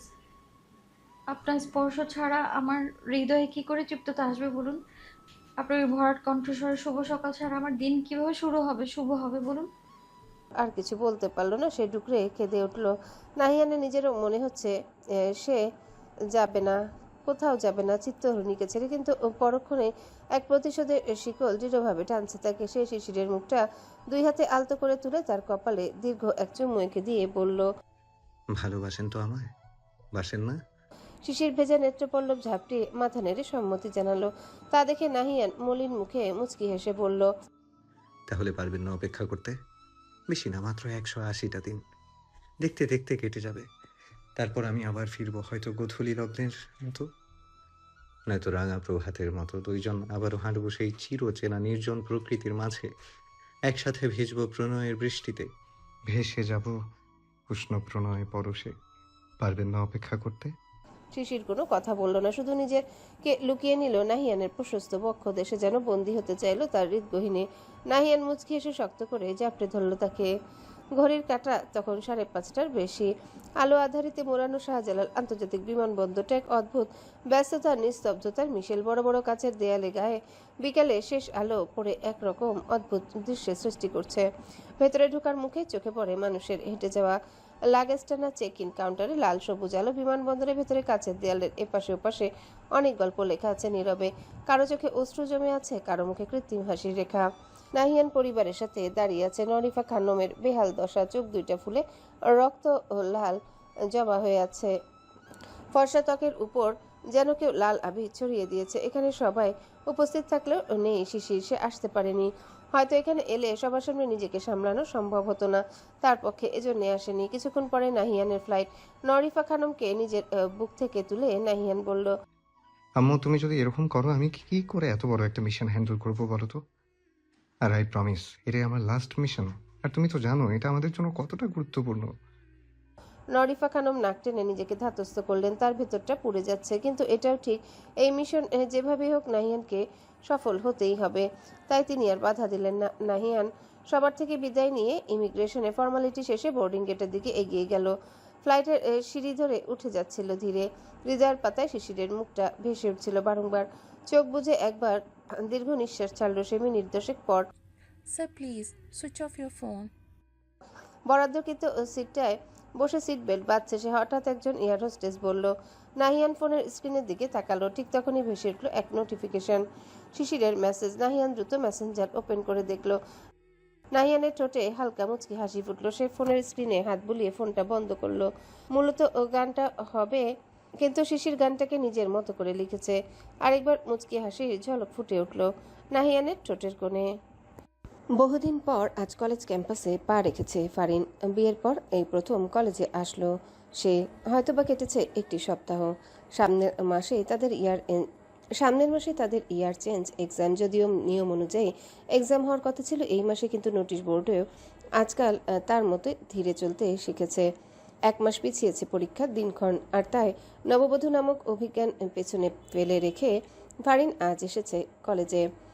সে এসেছে নির্ঝরের সাথে, তবে তাদের গন্তব্য এক হলেও পথ আলাদা। গেটের বাইরে গাড়ি পার করে তারা দুজনেই চলে গেছে তাদের নিজস্ব পথে। নির্ঝর চলে গেছে টিচার্স রুমে, আর ফারিন যাচ্ছে তার ক্লাসরুমের দিকে। ফারিনের হাতে একখানা নোটপ্যাড আর একটা কলম। সাইড ব্যাগটা ভুল করে বাসায় ফেলে এসেছে সে হেঁটে যাচ্ছিল ভবনের পুরাতন করিডোরটির মাঝ দিয়ে। দুই পাশের দেয়ালগুলো লালচে রঙা, যেন পঞ্চম শ্রেণীর কোনো শিক্ষার্থীর আঁকার খাতায় জল রং দিয়ে কেউ বৃষ্টির পরে মাটি আঁকতে গিয়ে ছড়িয়ে দিয়েছে একটু রং। হঠাৎই তার পাশ দিয়ে প্রচণ্ড বেগে হেঁটে যায় কেউ। তার তীব্র বাতাসের টানেই ফারিনের হাত থেকে ছিটকে পড়ে মেঝেতে। ফারিন তার দৃষ্টি এক ঝলক সম্মুখ পানে রাখে। তার সামনে দাঁড়িয়ে আছে এক অপরিচিত মুখ। চোখে সানগ্লাস, পরনে লেমন কালার কুর্তি, সাথে ম্যাচিং করে লেমন কালার লেগিংস। হিজাবি ওড়নাটা মাথার উপর দিয়ে ঘুরিয়ে এনে সামনে রাখা। সানগ্লাসের কারণে মেয়েটার মুখটা ভালোভাবে বোঝা যাচ্ছে না। ফারিন নিচু হয়ে নোটপ্যাডটা তুলে কিছু কড়া কথা শোনাতে যাবে, তার আগে মেয়েটা একটু ভঙ্গিমা দেখিয়ে বলে, sorry I am really sorry. Actually আমি না তোমাকে নোটিস করিনি। ফারিনের একদমই সহ্য হয় না মেয়েটার এমন ন্যাকামি বিশিষ্ট কথার ধরন। সে বেশ রেগে গিয়ে বলে, কেন চোখকে কপালে তুলে হাঁটেন যে সামনে থেকে একটা জলযন্ত্র মানুষকে দেখতে পান না? মেয়েটা বাম্ভ্রু উঁচিয়ে বলল, সরি, বাট আমি ঠিক বুঝলাম না। কেন মামনি, তুমি বাংলা বোঝো না? এ বাবা, বাঙালি হয়ে বাংলা বোঝো না? তা কোন ইংলিশ মিডিয়াম থেকে পড়ে এসেছো তুমি যে এত ইংলিশ ফটর করছো? মেয়েটা আর কিছু বলার আগে পেছন থেকে ফারিনকে কেউ জোরে ডাক দেয়। এই ফারো। ফারিন পিছনে ঘুরতে দেখতে পায় তাদের থেকে কিছুটা দূরে দাঁড়িয়ে আছে ইমন, রায়হান, নেহা আর আরা। সপ্তাহখানেক পর নিজের পরিচিত মুখগুলো দেখে আনন্দের আর সীমা থাকে না ফারিনের। সে এগিয়ে গিয়ে আলিঙ্গন করে নেহা আর আরার সাথে। ইমন স্বভাব সুলভ ফারিনের মাথায় একটা থাপ্পড় দিয়ে বলে, কি ব্যাপার, কেমন আছেন মিসেস নির্দোষ চৌধুরী? বাল আছে, আগে বল তুই আমার মাথায় মালি কেন? সিসি, নির্দোষ স্যারের মতো একটা ডিসিপ্লিনড স্যারের বউয়ের মুখের বাসা কিনা এরকম সি পারো? আজ এরা বকিস না তো। হ্যাঁ, এখন তো এগুলা আজারি। রায়ান। নেহা তাদেরকে থামিয়ে দিয়ে বলল, এই চুপ করবি তোরা? আর ফারু, এই মেয়েটার সাথে কি নিয়ে বকাবকি করছিলি রে? নেহার কথায় ফারিন একবার পিছনে ফিরে তাকায়। এত কিছুর মাঝে সে তো ভুলেই গেছিল মেয়েটার কথা, কিন্তু না, মেয়েটা সেখানে নেই। ফারিন নেহার দিকে ফিরে বলে, কে রে ভাই ওটা? বেটি ন্যাকা ষষ্ঠী, নিজে আমাকে ধাক্কা দিয়ে চলে গেল, আবার পরে বলতেছিল আমি নাকি দেখতে পারিনি। কানা কানা। ভাই, কানা না ন্যাকামিতে বেস্ট, যে পরিমাণ ন্যাকামি করতে পারে আল্লাহ। মানে তোরা চিনিস নাকি ওরে? চিনব না আবার? প্রথম দিনই যে ন্যাকামিটা করলো, স্টাইল দেখেছিস? কলেজে এমনভাবে আসে মনে হয় ও কলেজে স্টুডেন্ট না, প্রফেসর। কোন ইয়ারে রে? কোন ইয়ারে আবার? এসব ঢঙ্গি তো আমাদের বেঁচেই জোটে। কি বলিস? আমার সাথে? নাম কি রে ওর? মেহনাস মালিক। ও, আই সি। তাদের কথার মাঝে হঠাৎ নেহা বলে, তোরা কি এখানে দাঁড়িয়ে শুধু গল্পই করবি নাকি ক্লাসেও যাবি? দেখছিস কয়টা বাজে? ফারিন নিজের হাত ঘড়ির দিকে তাকিয়ে দেখে ক্লাস শুরু হতে আর মাত্র 5 মিনিট বাকি। তাই আর কথা না বাড়িয়ে সবাইকে নিয়ে এগিয়ে যায় ক্লাসরুমের দিকে। সবে প্রথম ক্লাসটা শেষ হলো। ইংরেজি ক্লাসের হাফ ছেড়ে বাঁচতে না বাঁচতে এখন শুরু হবে হায়ার ম্যাথে সূত্রের মেলা। এ যেন কাটা ঘায়ের ওপর নুনের ছিটা। ফারিন এই নিয়ে কিছুটা বিরক্ত হলেও তার বন্ধু দলের সবার ঠোঁটের কোণে বাঁকা হাসি, বিশেষ করে লিসার। আল্লাহ জানে এই মেয়েটাকে কি দিয়ে তৈরি করেছেন তিনি। ফারিন এত বকে, তারপরে লিসা সেই দুষ্টুমিগুলো করতেই থাকে। কলেজে আসতে একটু দেরি হয়েছে তার, তাই প্রথম ক্লাসের মাঝামাঝি সময় সে ফারিনের পিছনে এসে বসেছে। প্রথম সারির প্রথম বেঞ্চে বসেছে নেহা আর ফারিন, দ্বিতীয় বেঞ্চে আরা আর লিসা। দ্বিতীয় সারির প্রথম বেঞ্চে মেহনাজার কতিপয় সঙ্গী সাথীর তার। হয়তো এই কিছুদিনে ওই মেয়েগুলোকেও নিজে সঙ্গী করতে পেরেছে সে। ফারিন একবার আর চোখে তার দিকে তাকালো। মিনিট কয়েক পরে রুমে প্রবেশ করলো নির্ঝর। পরনে অফ হোয়াইট কালার শার্ট আর নেভি ব্লু জিন্স, চোখে সবসময়ের মতোই চিকন ফ্রেমে চশমাটা। তাকে দেখে ফারিনের আদলের অভিব্যক্তি যেন নিমিষেই নিস্তেজ হয়ে পড়ে, আর তার বন্ধুগুলোর মুখে শয়তানি হাসির রেখাটা প্রসারিত হয়। কিছুটা লজ্জায় মাথাটা সামান্য নুইয়ে লতানো চারা গাছের ন্যায় হয়ে পড়ে ফারিন। পেছন থেকে লিসা তাকে সামান্য খোঁটা দিয়ে ফিসফিস করে বলে, দোস্ত, স্যার তো চলে আসলো, কিন্তু কনফিউশনে আছি। স্যার বলবো নাকি জিজু বলবো? হ্যাঁ রে ফারু, দ্রুত বল, কি বলবো? আচ্ছা থাক, ক্লাসে না হয় স্যার বলবো, আদার্স টাইম জিজু, ওকে? চুপ করবি তোরা? লিসার আরা দুষ্টু হেসে সিটে বসলো। অন্যদিকে মেহনাজ এক দৃষ্টিতে চেয়ে আছে নির্ঝরের দিকে। ফারিন একবার সেদিকে তাকাতে কপালের চামড়ায় কয়েকটি স্তর পড়লো তার। ক্লাস চলমান বোর্ডে একগাদা সূত্রের মেলা বসিয়েছে নির্ঝর। এমনিতে ফারিনের মাথায় কিছু ঢুকছে না, তার উপর লিসা পেছন থেকে ক্রমাগত খোঁটাতেই আছে। শেষমেশ বিরক্ত হয়ে পিছনে ঘুরে সে বলল, উফ লিপু। কথাটা কর্ণকুহরে পৌঁছাতে নির্ঝর গম্ভীর মুখে পিছনে ফিরে বলল, হুজ ভয়েস ওয়াজ দ্যাট? সবাই ফারিনের দিকে চাইলো, কেননা পুরো ক্লাস জুড়ে ফারিন একাই কথা বলেছে আর তার শব্দই প্রতিধ্বনিত হয়েছে রুম জুড়ে। ফারিনও অপরাধী দৃষ্টিতে নির্ঝরের দিকে চাইলো। লিসা আর ইমন, নেহারা ভাবলো হয়তো নির্ঝর কিছু বলবে না, কিন্তু তাদের সবার চিন্তা ভাবনাকে মিথ্যা প্রমাণ করে নির্ঝর ফারিনকে কিছুটা ধমকের সুরে বলল, hey you stand up. Farin অবাক দৃষ্টিতে চেয়ে বলল, জি। I see stand up. ফারিন আর কোনো কথা না বলে উঠে দাঁড়ালো। সারা ক্লাস তাকে দাঁড় করিয়ে রাখলো নির্ঝর। এদিকে তার বন্ধুরা কিং কর্তব্য বিমূঢ়। তারা অনিমেষ চেয়ে থাকলো ফারিন আর নির্ঝরের দিকে। এটা যে নতুন ঘটনা তা নয়, এর আগেও বহুবার ফারিনকে কথার জন্য ক্লাসে দাঁড় করিয়ে রেখেছে নির্ঝর, কিন্তু আজকের ব্যাপারটা সম্পূর্ণ আলাদা। এখন তারা বিবাহিত। তারপরও নির্ঝরের এরূপ ব্যবহারে কিছুটা স্তম্ভিত, সাথে আশ্চর্যান্বিত হলো তারা। রুদ্রকে রণে আবৃত করা এক উত্তপ্ত দুপুর। আজ সূর্য ছড়িয়ে দিচ্ছে তার সমস্ত তেজটুকু। মনে হয় দিনের হৃদয়ে যা তাপ সঞ্চিত ছিল তার সবটুকু অস্ত্রপাত ছুড়ে দিচ্ছে পৃথিবীর বুকে। দিগন্ত জোড়া গরম বাতাস সুরমুড়িয়ে ছুটে আসছে, দেয়ালে দেয়ালে গিয়ে ধাক্কা খাচ্ছে, ছায়া পর্যন্ত টিকতে পারছে না স্থির হয়ে। চিকচিকে পিচঢালা রাস্তাগুলো আজ যেন হেঁটে বেড়ানো আগুন। নিস্তব্ধ রুমে যেন আলোর ক্ষীণ রশিটুকু চলাচল প্রায় অসম্ভব হয়ে উঠেছে। বিছানার আয়নায় উড়ুর উপর মাথা রেখে শুয়ে আছে শিশির। সুদীর্ঘ অক্ষিপল্লব আর মধুর রঙ্গা মণি বিশিষ্ট নয়নজোড়া রক্তিম বর্ণ ধারণ করে আছে, যেন সদ্য ফোটা কোনো কৃষ্ণচূড়া। নয়নের ডালিদয় ফুলে আধা ফোটা কচি পদ্মের ন্যায় জলের ভারে জুবুথুবু। আনা তার মাথায় হাত বুলিয়ে দিতে দিতে বলল, বেবি আর কত কাঁদবি বল? আর এরকম করলে কি ভাইয়া ফিরে আসবে? তুই এমন মত করছিস কেন বল? তুই তো জানিসই যে ভাইয়ার কাঁধে কত বড় দায়িত্ব। আমেরিকার মতো একটা দেশের সিআইডি ইউনিট ওনার অনুপস্থিতিতে থমকে যায়, তুই তো জানিসই। শিশির নাক টেনে বলল, আমি সে কারণে মন খারাপ করছি না আয়ু। তাহলে কি কারণ? উনি যদি আমাকে ভুলে যায়, যদি সম্পর্কের স্বীকৃতি না দেয়, একটা সম্পর্কের তো কেউ জানে না বল আয়ু, হাজার হাজার স্মৃতি না দেয়, তাহলে আমার কি কি হবে বল? আমি ভীষণ ভালোবেসে ফেলেছি ওনাকে, বিশ্বাস কর, ভীষণ ভীষণ ভালোবাসি আমি। আবারও কেঁদে দিল শিশির। আনায়া থেকে সামলাতে সামলাতে বলল, ধর পাগলি, এসব কি ধরনের চিন্তা ভাবনা? হ্যাঁ, তুই এতদিনে চিনলি না নাহিয়ান ভাইয়াকে?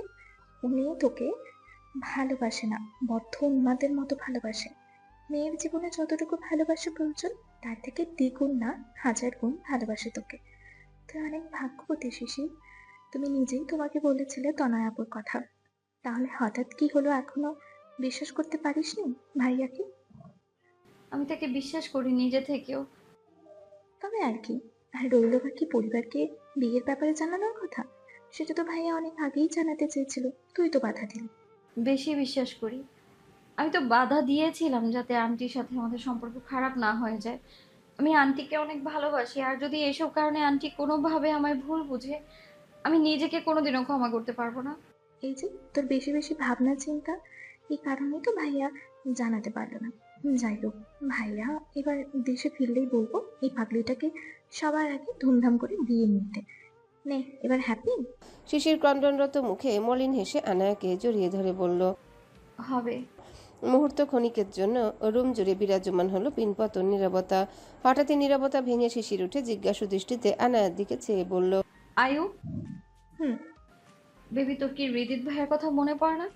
এতক্ষণ স্বাভাবিক থাকলেও হৃদিতের নাম কর্ণকুহরে পৌঁছাতেই আনায়ার আননে পরিলক্ষিত হলো বিষণ্ণতার কালো ছায়া, ঠিক যেন অমাবস্যার নীরব রাত্রি। আনায়ার বিষণ্ণ মুখশ্রীর পানে চেয়ে ক্ষণিকের জন্য থমকে গেল শিশির। তারপর নিজেই প্রসঙ্গ পাল্টে বলল, দোস্ত জানিস নির্ঝর ভাইয়ার সাথে বিয়ে হয়েছে না? আরে ওই যে তোকে বলেছিলাম না ফারিনের কথা, মেয়েটা ভীষণ মিষ্টি জানিস, প্রচন্ড মিশুকে। আর ও নাকি কোনোদিনও ঢাকায় আসেনি। ভাবছি ওদের এবার ওদের ইয়ার চেঞ্জ এক্সামটা শেষ হলেই একবার ওকে গিয়ে ঢাকা নিয়ে আসতে বলবো নির্ঝর ভাইয়াকে, আর তোর সাথে একটু পরিচয় করিয়ে দেবো, কি বলিস? আচ্ছা। শিশির আর কথা বাড়ালো না, তবে সে ঠিকই অনুভব করতে পেরেছে আনায়ার মনের মাঝে চলা এক নীরব প্রণয়ের আকুলতাকে, তার অব্যক্ত অনুরক্তিকে। শিশিরও মনে মনে সবটা আগে থেকে ঠিক করে রেখেছে। এখন শুধু অপেক্ষা সময়ের, যখন সে তার প্রাণপ্রিয় বান্ধবীকে তার জীবনের বেস্ট গিফটটা দিবে। এক অদ্ভুত রহস্যমণ্ডিত হাসি দৃশ্যমান শিশিরের ঠোঁটের কোণে। ব্যবসা গরমে অতিষ্ঠ হয়েছে জনজীবন। ঘড়ির কাঁটায় প্রায় 2টা কিংবা তার বেশি। সূর্য যেন পুরো দমে তার তেজস্ক্রিয় রশ্মি ছড়াচ্ছে ধরণী জুড়ে। একদল অন্তরঙ্গ বন্ধুরা বসে আছে সিটি কলেজ ক্যাম্পাসে। অবাক দৃষ্টিতে চেয়ে আছে সবাই একটাই মানুষের দিকে। মানুষটার কেউ নয়, ফারিন। কারো চোখে বিস্ময়, কারো চোখে প্রশ্ন, কারো চোখে বা অবাক হওয়ার ফলে প্রশ্ন করতেই ভুলে যাওয়ার ছাপ। নীরবতা বিরাজমান তাদের মাঝে। হঠাৎ নীরবতা ভেঙে রায়ান কিছুটা সন্দিহান কণ্ঠে বলল, দোস্ত তোদের বিয়ে আদৌ হয়েছিল তো? এতক্ষণ চুপ থাকলেও ইমন এবার বলল, I also have same question. সত্যি তোদের বিয়ে হয়েছিল তো? ফারিন তাদের দিকে চেয়ে কিছু বলতে যাওয়ার আগে লিসা বলল, আরে এসব কোনো প্রশ্ন হলো? বরং যে আমার কথা শোন ফারু, আই হ্যাভ এ গভীর কোশ্চেন। কি প্রশ্ন, কি প্রশ্ন রে? লিসা ফারিনের দিকে ফিরে বলল, দোস্ত, তোদের বিয়ে হয়েছে এটা নিয়ে আমার কোনো সন্দেহ নেই, বিশ্বাস কর, কোনো সন্দেহ নেই।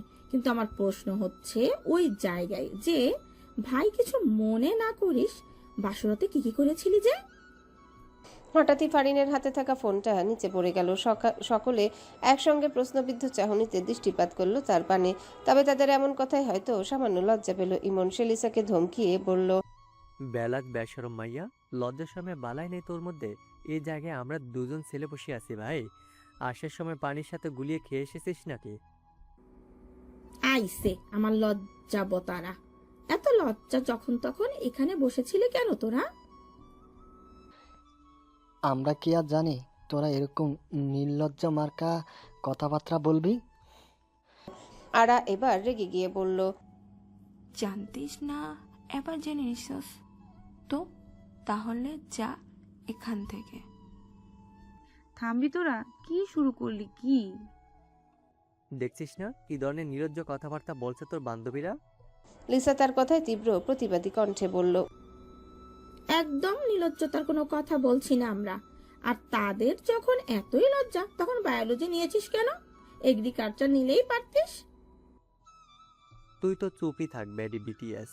লিসা এবার রেগে গিয়ে বলল, হ্যাঁ আমি বিটিএস, তাতে তোর সমস্যা কি? আমার কোনো সমস্যা নেই। তাইলে চুপ থাক। ওফ, তোরা থামবি এবার? তুই যদি আমার প্রশ্নের উত্তরটা সেই সময় দিয়ে দিতিস, তাহলে তারে তো ক্যাচাল হতো না। আচ্ছা বাবা, মানলাম যে সব দোষ আমার, এবার চুপ কর। আচ্ছা চুপ করলাম, এবার বল। কি বলবো? তোদের ভাসর রাতের কথা শুনবি? লিসার আরা একযোগে বলল, হ্যাঁ হ্যাঁ অবশ্যই। আগে থেকে বলি, এই বর্ণনা শোনার পর তোদের যদি মনে হয় কোনো ইতিহাসবিদকে ডাকা প্রয়োজন, তবে কিন্তু আমার কোনো দোষ নেই। এবার সবাই অবাক হয়ে বলল, মানে? বিস্ময়ে ছেয়ে গেল এক একটা চোখ। সেদিকে তাকিয়ে ফারিন বলল, কারণ এসমি ফারিন আর আমার বাসর তো এর চেয়ে বেশি ইউনিক আর অথেন্টিক। যে শুনবে তার ইচ্ছা করবে এত সুন্দর একটা বাসরকে ইতিহাসের পাতায় বস্ত করতে। লিসা উৎসুক হয়ে বলল, কেন রে দোস্ত, স্যার কি ডার্ক রোমান্স লাভার নাকি? দেখেছো অবস্থা, আমাদের সামনে এমন একটা গাম্ভীর্য বজায় রেখে চলে যে মনে হয় উনি নিজের বুকেও বাসর রাতে হায়ার ম্যাথের সূত্র ব্যতীত আর কিচ্ছু বলতে পারবে না। আর দেখো তলে তলে। তার কথায় ফারিন মনে মনে বলল, এই নাম বাঙালি, সন্দেহ কখনোই ভুলে না। তারপর তাদের দিকে ফিরে সে বলল, শুনবি তো? বলবি তো? মোর জামাই মোরে হায়ার ম্যাথের সূত্রে মেলা ঘুরতে নিয়ে গেছিল। মেলা থেকে a² + b² একটা কম্বো নিয়ে দিয়েছিল। দেন আমরা সারা মেলায় ঘুরলাম, তারপর বললাম কি চলো, আর পছন্দ হচ্ছে না, তাই বাসায় চলে এলাম। কি সব বলছিস এইসব উল্টাপাল্টা? উল্টাপাল্টা মানে কি? ইয়া একটা চিরন্তন সত্য কথা যে মোর বর মোরে বাসরাতে হায়ার ম্যাথের ক্লাস করাইছে। লাস্টের কথা সময় ঠোঁট উল্টে বাচ্চাদের মতো করে বলল ফারিন। আর এদিকে তার কথা শুনে তার বন্ধুদের চোখ যেন কোটর থেকে বের হয়ে আসছিল। ইমন তখন সবে পাকোড়াটাই কামড় দিতে যাবে ফারিনের কাছ থেকে। তার বাসরের বর্ণনা শোনার সাথে সাথে হাত থেকে পাকোড়াটা পড়ে গেল তার। অন্যদিকে রায়ান বেচারা সবে মুখে এক ঢোক কোক নিয়েছে। ফারিনের কথায় সঙ্গে সঙ্গে বিষম লেগে কোক নাকে উঠে নাজেহাল অবস্থা। ইমন রায়ানের পিঠে আলতো থাপ্পড় দিতে দিতে বলে, শান্ত হ ভাই, শান্ত হ। ফারু, তুই কি আসলে সত্যি কথা বললি? লিসা আর আরা স্তম্ভিত, নিঃশব্দ নির্বাক, যেন কথা বলার ভাষা হারিয়ে ফেলেছে তারা। এদিকে নেহা চুপচাপ, যেন সে আগে থেকে জানতো এরকমই কিছু একটা হবে। ফারিন তাদের কিছু বলার আগে পেছন থেকে দারোয়ান ছুটে এসে ফারিনকে বলল, ফারিন মামুনি তোমাকে নির্জর স্যার ডাকছে। চাচ্চু, তুমি যেতে লাগো, আমি আসছি। দারোয়ানটা চলে যায়। ফারিন তার বন্ধুদের দলের দিকে তাকিয়ে বলে, বলছিলাম আগে থেকেই এই শখ তোরা সহ্য করতে পারবি না, যেহেতু এতই শখ তোদের শোনার তাই বললাম। এখন মরলে কি বাঁচলে কি সেটা আমার দেখার ব্যাপার না, আর আমি যাই না হলে আমার আবার। সে কথা শেষ করার আগে লিসা বলল, হায়ার ম্যাথ ক্লাস করা লাগবে। ফারিন নিজের নোটপ্যাডটা লিসার হাত থেকে দ্রুত নিয়ে বলল, এই তো মেয়ের বুদ্ধি খুলছে। কথাটা বলে সেখান থেকে দ্রুত প্রস্থান করলো ফারিন। তবে ইমন, রায়ান আর লিসা এখনো তাকিয়ে আছে তার যাওয়ার পানে বিস্ময়ে ভরা দৃষ্টিতে। লিসা সেদিকে তাকিয়ে অবাক কণ্ঠে বলল, সিরিয়াসলি রে দোস্ত, ফারুক কি আমাদের যোগ করলো?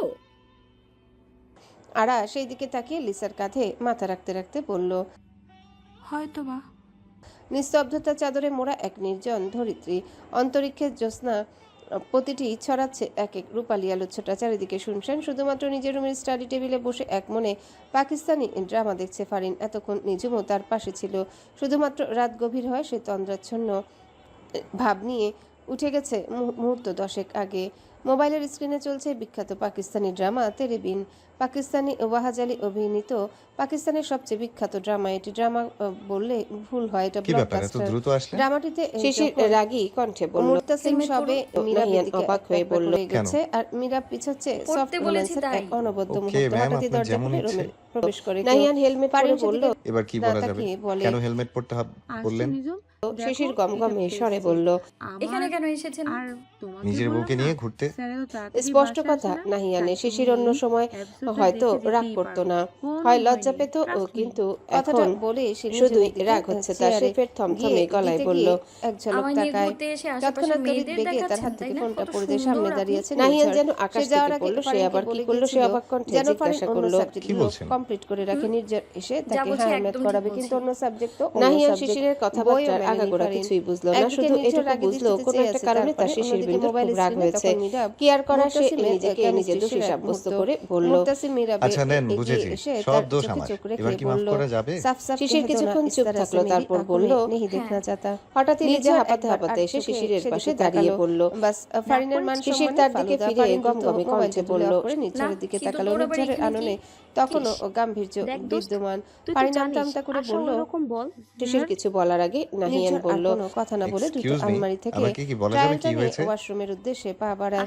ফারিন সেদিকে চেয়ে স্বস্তি নিঃশ্বাস ছাড়ে। কিছুক্ষণ পর গোসল ছেড়ে বের হয়ে আসে নির্ঝর। তার বাবরি চুলগুলো বেয়ে এখনো টুপটাপ গড়িয়ে পড়ছে জলবিন্দুরা। তামাটে আনো নাহিয়ান হেলমেটের ভিতর দিয়ে শিশিরের দিকে তাকিয়ে মুচকি হেসে লিজাকে বলল, সুন্দর লাগছে শ্যামপুরুষটিকে। ফারিন লিজা শিশিরের দিকে ফিরে বলল, নির্ঝরের পরনে সবসময়ের মতো একটা ব্ল্যাক ট্রাউজার আর সাদা শার্ট। হাতাটা বলল ফোল্ড করা। আপনি যান, বাকিটা আমি সামলে নিচ্ছি। শাওয়ার নিয়ে বের হয়ে নির্ঝর এসে ফারিনের লিজা চলে গেল। সে চলে যাওয়ার সাথে সাথে নাহিয়ান শিশিরের দিকে তাকিয়ে মুচকি হেসে ফারিনকে দুষ্টুমি জড়িত কণ্ঠে বলল, কিছুক্ষণ আগে তেরেবিনের সেই রোমান্টিক কঠোর দৃষ্টিতে তার দিকে তাকিয়ে বলল, এ যেন অদ্ভুত অনুভূতি। এই সংজ্ঞা কি দিবে? যখন এসব ভাবতে ব্যস্ত তখন ভেসে আসে একটা শক্ত গম্ভীর কণ্ঠ। একটু ডাক্তারের কাছে যেতে হবে। কেন? ব্যস্তার কল্পনার উপর এক বালতি পানি ঢেলে দিল যেন কেউ। মেজাজটা প্রচন্ড রকম বিগড়ে গেল তার। দাঁতে দাঁত চেপে সে নাহিয়ান মুচকি হেসে লেডিস হেলমেটটা এগিয়ে দিল শিশিরের দিকে। শেষের হেলমেটটা পরে বাইকের পিছনে উঠে বসলো। নাহিয়ান বাইক স্টার্ট দিতে দিতে বলল, তাহলে আমরা কোথায় যাচ্ছি? তার কথা নির্ঝর ভ্রু সামান্য কুঁচকে বলল, কিন্তু এত জায়গা ছেড়ে কলিজার বাজারে কেন? আজকে আমি ওখানে কলিজা কিনে বাসায় গিয়ে কালো কালো কলিজা ভুনা করব, তাই না? ওই এমনি আর কি জিজ্ঞেস বাপরে বাপ, মেয়ে কি ডেঞ্জারাস। ল্যাব ক্লাস শেষ করে সিঁড়ি বেয়ে নামছিল ফারিন আর নেহা। বাকিরা আগে আগে নেমে গেছে। হঠাৎই ফারিন দেখতে পায় তাদের থেকে মাত্র 4 ধাপ নিচে দাঁড়িয়ে আছে রিয়াদ, রিশান আর তাদের দুজন বন্ধু। হঠাৎই একটা দুষ্টু বুদ্ধি আসে ফারিনের মাথায়। সে ধাক্কা মেরে নেহাকে রিয়াদের দিকে ঠেলে দেয়। নেহা গিয়ে পড়ে রিয়াদের গায়ের উপর। দুজনে লজ্জা পায়। তাদের দেখে ফারিন দুষ্টু হেসে আর হাত টেনে বলে, নির্ঝর কোনো কথা না বলে রাগী দৃষ্টি, কিন্তু হঠাৎই সে টের পায় আর হাতটা কেন যেন অন্যরকম লাগছে। কি ব্যাপার? আচ্ছা স্যার থাক, তোর লাগবে না দেখা। সে অবাক কণ্ঠে কথাটা বলতে বলতেই ঘুরে তাকায়, কিন্তু ঘুরে সে যা দেখতে পায় তাতে তার চোখ কোটর থেকে বের হয়ে আসা উপদ্রব গলা শুকিয়ে কাঠ নির্ঝরের হাত ধরে রেখে নির্ঝরের হাত ধরে রেখেছে ফারিন। তার মানে এতক্ষণ তার ঘটানো সব কাণ্ড নির্ঝর দেখে ফেলেছে। হায় আল্লাহ, আজকে ফারিন সে কি করবে বুঝতে পারছেন। অন্যদিকে নির্ঝর রাগের দৃষ্টি নিক্ষেপ করে তাকিয়ে আছে ফারিনের দিকে। আর একটু দূরেই আড়া দাঁড়িয়ে আছে। সে তো নির্ঝরকে দেখে থমকে গিয়েছিল। এক কোণে দাঁড়িয়ে মনে মনে দোয়া ইউনুস পড়ছে সে, আর মনে মনে আল্লাহর কাছে সাহায্য চাইছে। ভোরবেলায় উঠে জিম করার অভ্যাস আছে তার, স্বভাবসুলভ জিম শেষে ব্যালকনিতে হঠাৎই ফারিন শুকনো ঢোক গিলে টেবিল থেকে আড়ার দিকে তাকিয়ে বলল, পট্টি নিয়ে তাতে হালকা চুমুক দিচ্ছে। প্রতিটা ঢোকের সঙ্গে তার এই সময় ফারিন কি বলছে নাকি নির্ঝরকে দেখে ওর মাথা পুরোই খারাপ হয়ে গেছে। যাই হোক, এখন এখানে কথা বাড়ানো ঠিক হবে না, তাই সে আস্তে করে বলল, ফারিন এবার দ্রুত নির্ঝরের হাত ছেড়ে দিয়ে আড়ার হাত ধরে বলল। হঠাৎই ফারিন খেয়াল করলো নির্ঝর সেখানে নেই। কি হলো নির্ঝর কোথায়? ফারিন আড়ার হাত ধরে দ্রুত দৌড় দিয়ে চলে গেল। এত দ্রুত যে নির্ঝর তাদের দেখতেই পেল না। অন্যদিকে দৌড়ে নিচে এসে নিজেদের রুমের একটা বেঞ্চের উপর বসে পাশের মেয়ে থেকে একটা পানির পট নিয়ে ঢকঢক করে তার সমস্ত পানি খেয়ে ফেললো ফারিন। তা দেখে মেয়েটি বলল, ফারিন নিজের মাথায় ফারিন জোরে জোরে শ্বাস নিয়ে কিছুক্ষণ পর বলল, সিংহের মুখ থেকে পালিয়ে এসেছি। খারাপ হয়ে গেছিলাম। মেয়েটির বুঝতে বাকি রইল না যে ফারিন আবার নির্ঝরের কাছ থেকে বকা খেতে খেতে বেঁচে গেছে। কিছুক্ষণ পর নেহার আগে ফুঁসতে ফুঁসতে এসে বলল, ফাজলামের একটা লিমিট থাকে ফারুক, কি করলি তুই? কি দোস্ত, তোকে তো বলাই হয়নি রিদিত ভাই সিঙ্গাপুর চলে যাবে। ক্লাস শেষে বন্ধুরা সবাই মিলে হেঁটে যাচ্ছিল অশ্বত্থ গাছের পাশ দিয়ে। হঠাৎই শিশিরের এমন কথায় থমকে যায় সবাই। আনা বিষয়ে ভাবাপূর্ণ দৃষ্টি নিয়ে তাকায় শিশিরের দিকে। তবে তার প্রশ্ন করার আগে সে বলল, আল্লাহর রহমতে ঠিক আছে, কিন্তু একটু পর গজবের জন্য তৈরি। শিশির কিছুটা গাছাড়া ভাবে বলল, ওনার হায়ার মাথার ক্লাস আছে। ভাইয়া তো ফারিন সিঙ্গাপুরে বিস্ফোরিত নয়নে তাকিয়ে এই তো বলল, মাত্র 5 বছর হলো দেশে আসছে। জি, উনি তো সিঙ্গাপুরেই বড় হয়েছেন, বলতে গেলে আবার কিছুক্ষণ আগে বাসায় ফিরেছে ইমরান চৌধুরী। হাসনা চৌধুরী তার জন্য লেবুর শরবত তৈরি করে এনে পাশে রাখলেন। ইমরান চৌধুরী তখনও ল্যাপটপে কাজ করছে। হাসনা চৌধুরীকে দেখে মুচকি হেসে বললেন, তাহলে ওনার বিজনেস? হ্যাঁ, বলার তো অনেক কথা আছে। তুমি কি ব্যস্ত? ইমরান চৌধুরী চটজলদি একটা কাজ করে ল্যাপটপ অফ করে বললেন। হাসনা চৌধুরী কাচুমাচু করে বললেন, আসলে হয়েছে কি, উনি চলে যাবে, আমাদের নির্ঝর তো অনেক বড় হলো, চলে যায় তাহলে ওর বিয়ের ব্যাপারে।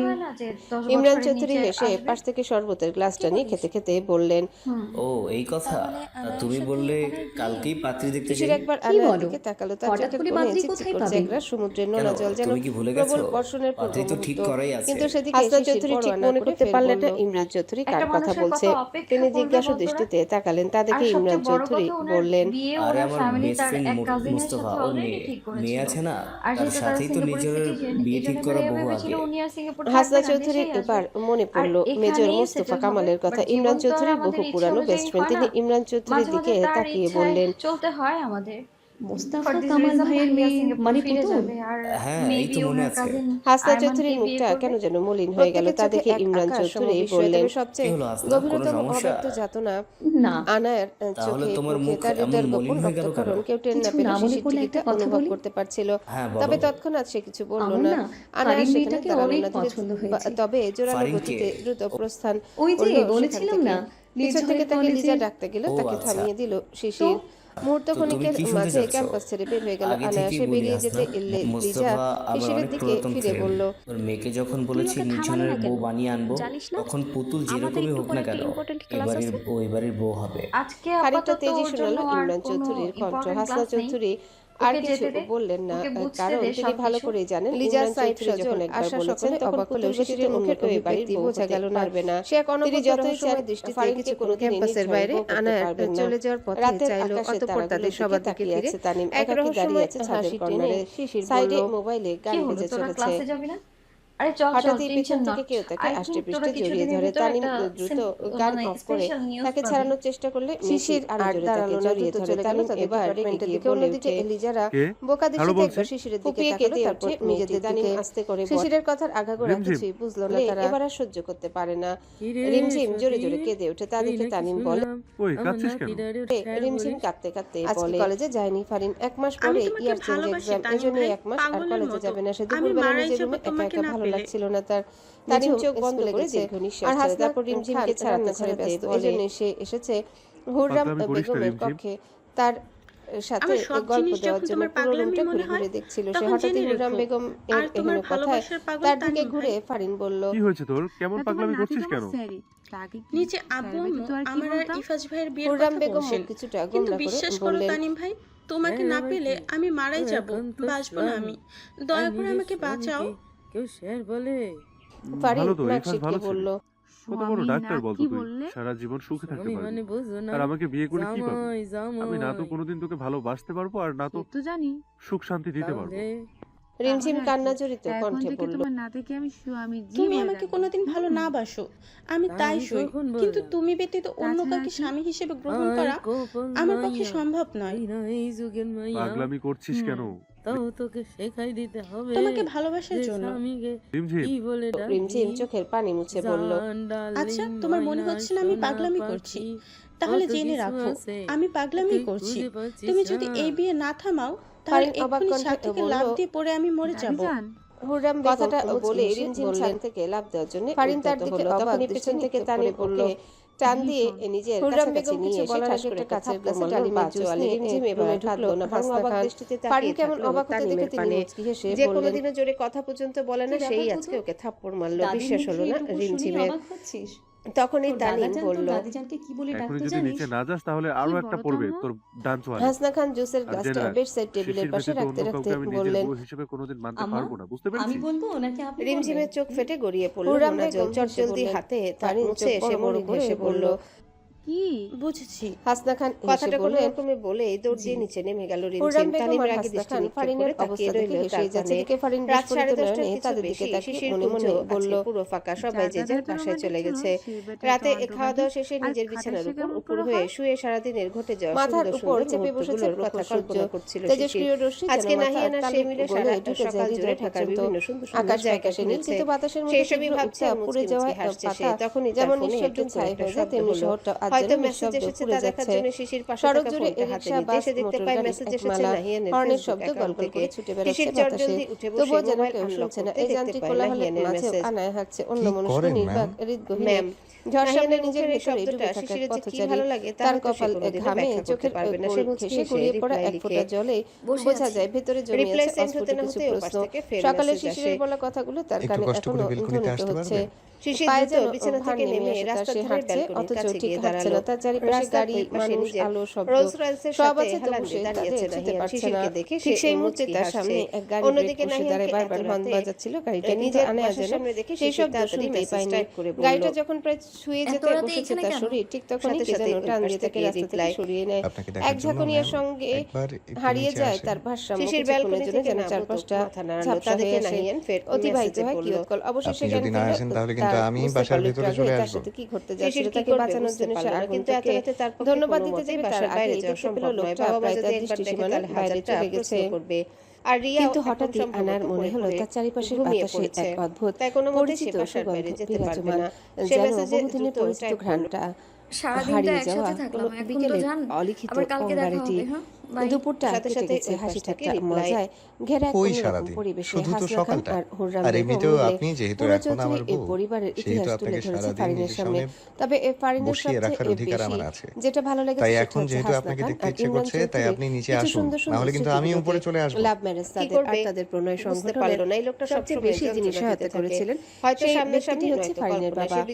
বন্ধুত্বের বিভিন্ন মুহূর্ত, ভালোবাসার মুহূর্ত, সবকিছুর গল্প শুনে ফারিনের মনে হচ্ছে বসে যেন দাঁড়ালো কিন্তু রাস্তার কয়েক পাশে। অবশেষে আসরের ওয়াক্তে এমনকি তার গাড়িটাও, তার মানে নাহিয়ান চলে গেছে। শিশির স্বস্তির নিঃশ্বাস ছাড়লো, কিন্তু সে পিছনে ঘুরতেই কারো বুকের সাথে ধাক্কা খেলো। লিসার নাম্বার থেকে 10টা মিসড কল, সাথে সাথে আর আগর কাঠের মিশেলে তৈরি এক তীব্র ঝাঁঝালো গন্ধে সে বুঝতে পারে এটা নাহিয়ান। তো মোবাইলটা হাতে নিয়ে লিসার নাম্বারে কল লাগালো।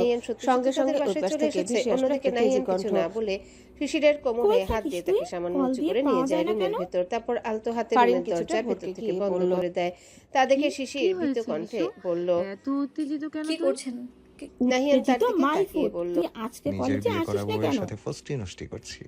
ফারিনী শোনা বাসান্ত যায়। কণ্ঠে বলল, কিন্তু এই শোনার জন্য বাসায় তো এত রাত? বাবা মা আমি আছে। তো এই এক মাসে হ্যাঁ তো? আর কলেজে তো আসবো না। মানে আপনি কি বলে আশা আমার রুমে রাখবে না এসেছেন? তোমার কলেজে নাহিয়ান নিজের বর বাঁকা যখন হেসে অন্য বলল, কারো হয়ে যাবে তখন বুঝো। বলেছি শ্বশুর আব্বা ফারিন শাশুড়ি এবার আম্মা বেশ আপনার উত্তেজিত মেয়ে হয়ে বায়োলজিতে বলল, দুর্বল তো তাই মানে একটু প্র্যাকটিক্যাল ক্লাস নিতে যাচ্ছে। মানে আশেপাশে ইয়ার্কি অনেক করবেন না, শাকচুন্নি একদম সত্যি সত্যি ঘুরছেন বলুন কি যারা বলেছেন? তোমার হাজবেন্ডের নাহিয়ান কাঁধে শিশিরের বসার চুলের জন্য ভাঁজে নিজের ছলচাতুরি মুখ করছে। ডুবিয়ে দিতে দিতে বলল, ভনিতা না করে তোমার কেন সঠিক মনে করে হচ্ছে বল আমি ইসু, মিথ্যে কি কথা বলেছি? হয়েছে? এটাই মেহনাজ সত্যি কথা। ধমকি আছে না, আর অনেকক্ষণ পরে উনি নিজের আপনার বউকে কাছে হাজবেন্ডের পেয়েছি উপর ক্রাশ তাই উল্টো পাল্টা খেয়েছেন। প্রশ্ন করে মুড খারাপ করে আসলে দিও না। এখানেই শেষ না, কিন্তু ও আর তো কিছুই আজকে বলতে পারল না সে। শুনতেছিল নাহিয়ান দ্বিতীয়বারের নির্ঝর মতো স্যার নিজের ফেভারিট অধর দিয়ে কালার, তীব্রভাবে স্যারের দখল বাসা করলো শিশিরের কোথায়, নরম যেন কোমলষ্টতায়। হেন হঠাৎই তেন সবকিছু বিভিন্ন থমকে কিছু। গেল, আর কেবল সবচেয়ে বড় প্রণয়ের এক কথা, দমকা ও উষ্ণ একবার হাওয়া নির্ঝর ছুঁয়ে গেল স্যারকে তাদের। স্যার বলেনি, নির্ঝর আজকে বলে সম্বোধন ফারিনদের করতেছিল। হায়ার ম্যাথ টেস্ট, পুরো রুম জুড়ে হ্যালো নিস্তব্ধতা। বন্ধুরা, সবাই পরবর্তী নিজেদের পার্ট মতো খুব কলরবে তাড়াতাড়ি যুক্তি আসবে, চালাচ্ছে। তো সবাই শুধুমাত্র অপেক্ষায় নিশ্চুপ থাকো। হয়ে বসে আর আছে চ্যানেলটি ফারিন। যারা এখনো কিছুই সাবস্ক্রাইব দেখছে না, করোনি নিজের তারা মনে পরবর্তী পার্ট কি দেখার জানি জন্য ভাবছে। চ্যানেলটি আর সাবস্ক্রাইব লিখবে করে বা রেখো। কি করে? টেস্টের ধন্যবাদ আগের দিন সবাইকে, একবার অন্তত আমাদের প্র্যাকটিস সাথেই করা থেকো। উচিত। কিন্তু ফারিন তো কালকে হায়ার ম্যাথ বই ছুঁয়েও দেখেনি। বেশ কিছুক্ষণ ধরে নির্ঝর খেয়াল করছে ফারিন কিছু না লিখে জানালা দিয়ে বাইরে তাকিয়ে আছে। সে সবার উদ্দেশ্যে বেশ জোরেই বলল, এখানে টেস্ট চলছে, যদি কারো টেস্ট দিতে ইচ্ছে করে তাহলে সে ক্লাসে থাকবে, না হলে এক্ষুনি আমার ক্লাস থেকে বের হয়ে যেতে পারে। সবাই নির্ঝরের কথা শুনে ফের লেখালেখিতে মন দিল। ফারিন নির্ঝরের কথায় শুধু একবার তার দিকে তাকালো, তারপর ডোন্ট কেয়ার এমন একটা ভাব নিয়ে আবারও বাইরের দিকে তাকালো। বেশ কিছুক্ষণ পর নির্ঝর দেখলো ফারিন এখনো জানালা দিয়ে বাইরে তাকিয়ে। এবার মেজাজ গরম হলো তার। সে এগিয়ে গিয়ে ফারিনের সামনে দাঁড়িয়ে বলল, স্ট্যান্ড আপ। ফারিন তার দিকে তাকালো, তার চোখে প্রশ্ন। তা দেখে নির্ঝর ফের বলল, হ্যাঁ তোমাকেই বলছি, স্ট্যান্ড আপ। ফারিন দাঁড়িয়ে বলল। কোনো সমস্যা স্যার? নির্ঝর রাগী কণ্ঠে বলল, are you joking with me? ছি ছি স্যার, কি বললেন আপনি? আমার শিক্ষক, আপনার সাথে আমি ইয়ার্কি করব কেন? কিছু লিখছো না কেন? এখানে টেস্ট চলছে মিস ফারিন, তোমার চুপ করে বসে থাকার কারণ কি? স্যার, আমি প্র্যাকটিস করতে পারিনি। এখানে কি কোনো নাটক চলছে যে তুমি প্র্যাকটিস করতে পারোনি বলে টেস্ট দিতে পারবে না? এই টেস্ট অ্যালাউ না হলে কিন্তু ফাইনালে আমি তোমাকে বসতে দেব না। Now you give the answer. Practice করোনি কেন? ফারিন চুপ করে মাথা নিচু করে দাঁড়িয়ে থাকলো। তা দেখে নির্ঝর রেগে গিয়ে বলল, আনসার মি। নির্ঝরের এমন চিৎকারে পুরো ক্লাসের সবাই লেখা বন্ধ করে তার আর ফারিনের দিকে তাকালো। ফারিন চোখ মুখ বন্ধ করে দ্রুত বলল, স্যার, আমার শ্বশুর ঠ্যাং ভেঙে দিয়েছে। হোয়াট? ক্লাসের সবাই ফারিনের দিকে অবাক দৃষ্টিতে তাকিয়ে আছে। পাশ থেকে একটা মেয়ে নেহাকে সামান্য ধাক্কা দিয়ে বলল, মাহেরা ফারিন কি বিবাহিত? আরে না, কি বলছো? কিন্তু ওই যে বললো। নেহা অবাক, ফারিন কী সব বলছে। এদিকে ফারিন নিজেও হতভম্ব, কি বলল সে। অন্যদিকে নির্ঝর অগ্নিদৃষ্টি নিক্ষেপ করে তাকিয়ে আছে তার দিকে। ফারিন আমতা আমতা করে বলল, না মানে মানে স্যার। Get out. ফারিন বোকা দৃষ্টি নিক্ষেপ করে বলল, জি sir. I say get out from my class right now. Farin আর কিছু বলতে পারল না। পুরো ক্লাস তার দিকে তাকিয়ে কেউ কেউ মুখ চেপে হাসছে। ফারিনের এবার বেশ রাগ হলো। সে রাগে ধূপধাপ পা ফেলে রুম থেকে বের হয়ে গেল। কিছুক্ষণ পর কলেজ ক্যাম্পাস থেকে কিছুটা দূরে একটা পার্কের বেঞ্চে বসে আছে ফারিন। তার বাঁ পাশে নেহা, ডান পাশে আরা বসে আছে। আর তাদের ঠিক সামনেই দাঁড়িয়ে আছে ইমন আর রায়ান। লিসা মায়ের অসুস্থতার কারণে টেস্ট দিয়ে চলে গেছে। সবাই নিশ্চুপ। হঠাৎই নীরবতা ভেঙে ইমন বলল, এবার নেহাও যোগ হলো। নেহা সবাইকে থামিয়ে বলল। সবাই অবাক হয়ে একে অপরের দিকে তাকালো। ইমন বলল, ভাইরে ভাই, ওইটা কি ছিল পারু? ঠ্যাং ভেঙে গেছে, তাও আবার শ্বশুরের। তুই বিয়ে কবে করলি? হ্যাঁ, ফারুক ফাইজলামের একটা লিমিট থাকে। স্যারের সাথে ওইভাবে কেউ কথা বলে?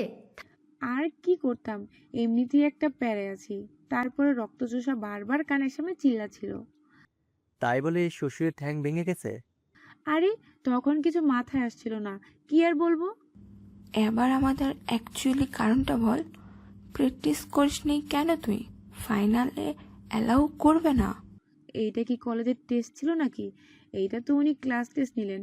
এর জন্য যদি আমাকে ফাইনালে না বসতে দেয় তাহলে আমি প্রিন্সিপাল আঙ্কেলকে গিয়ে বলবো।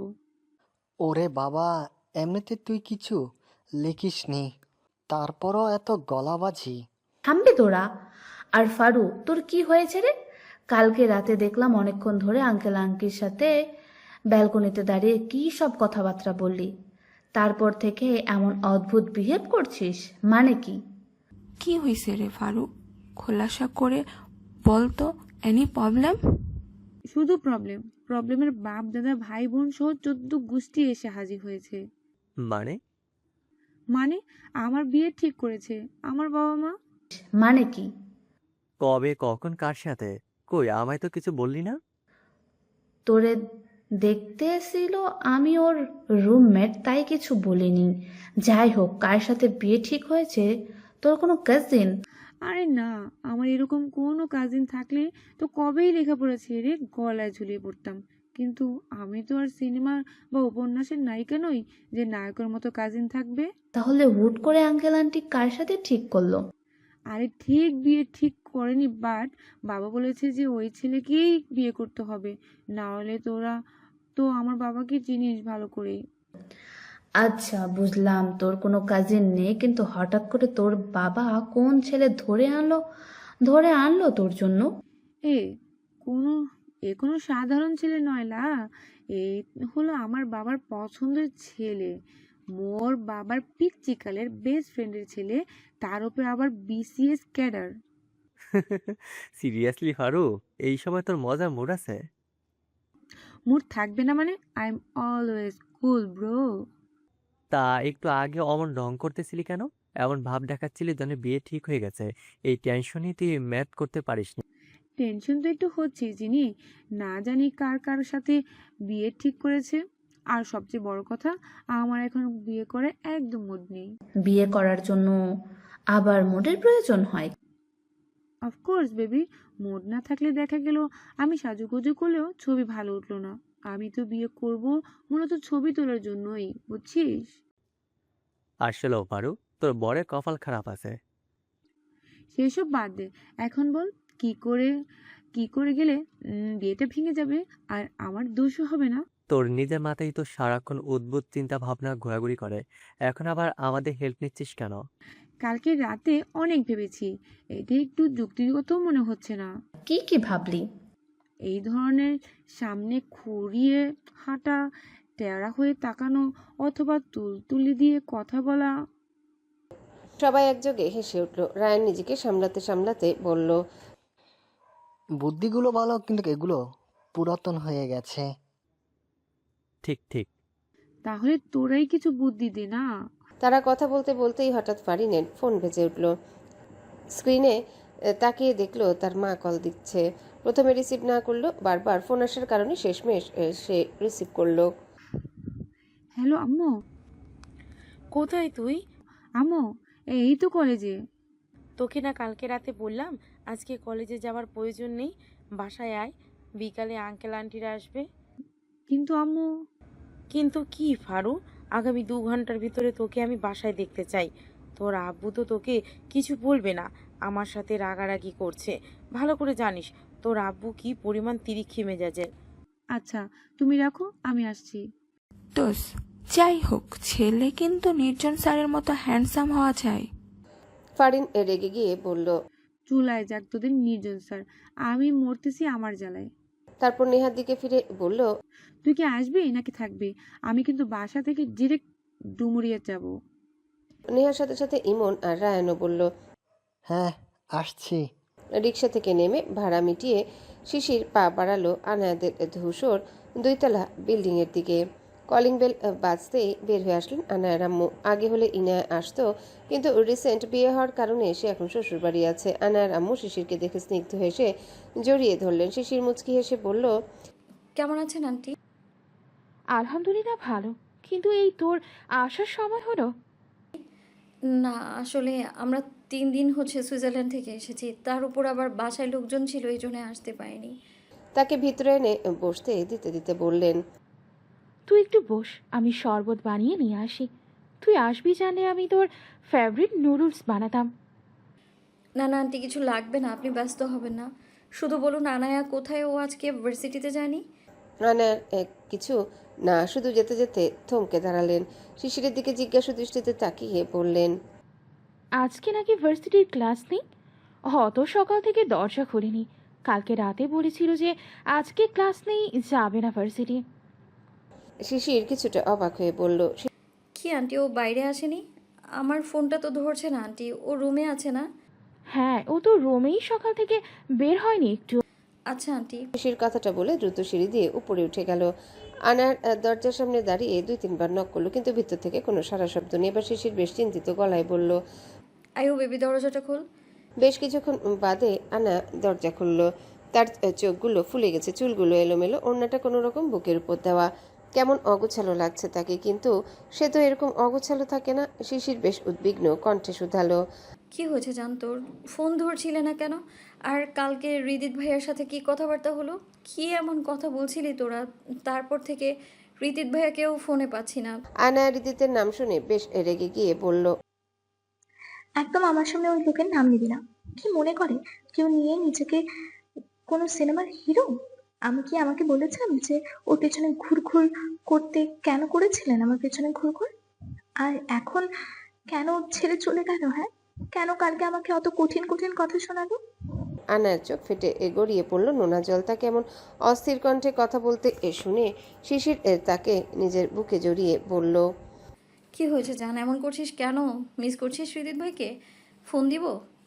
আনা ফুপিয়ে উঠে বলল, না, একদম ফোন দিবি না ওনাকে।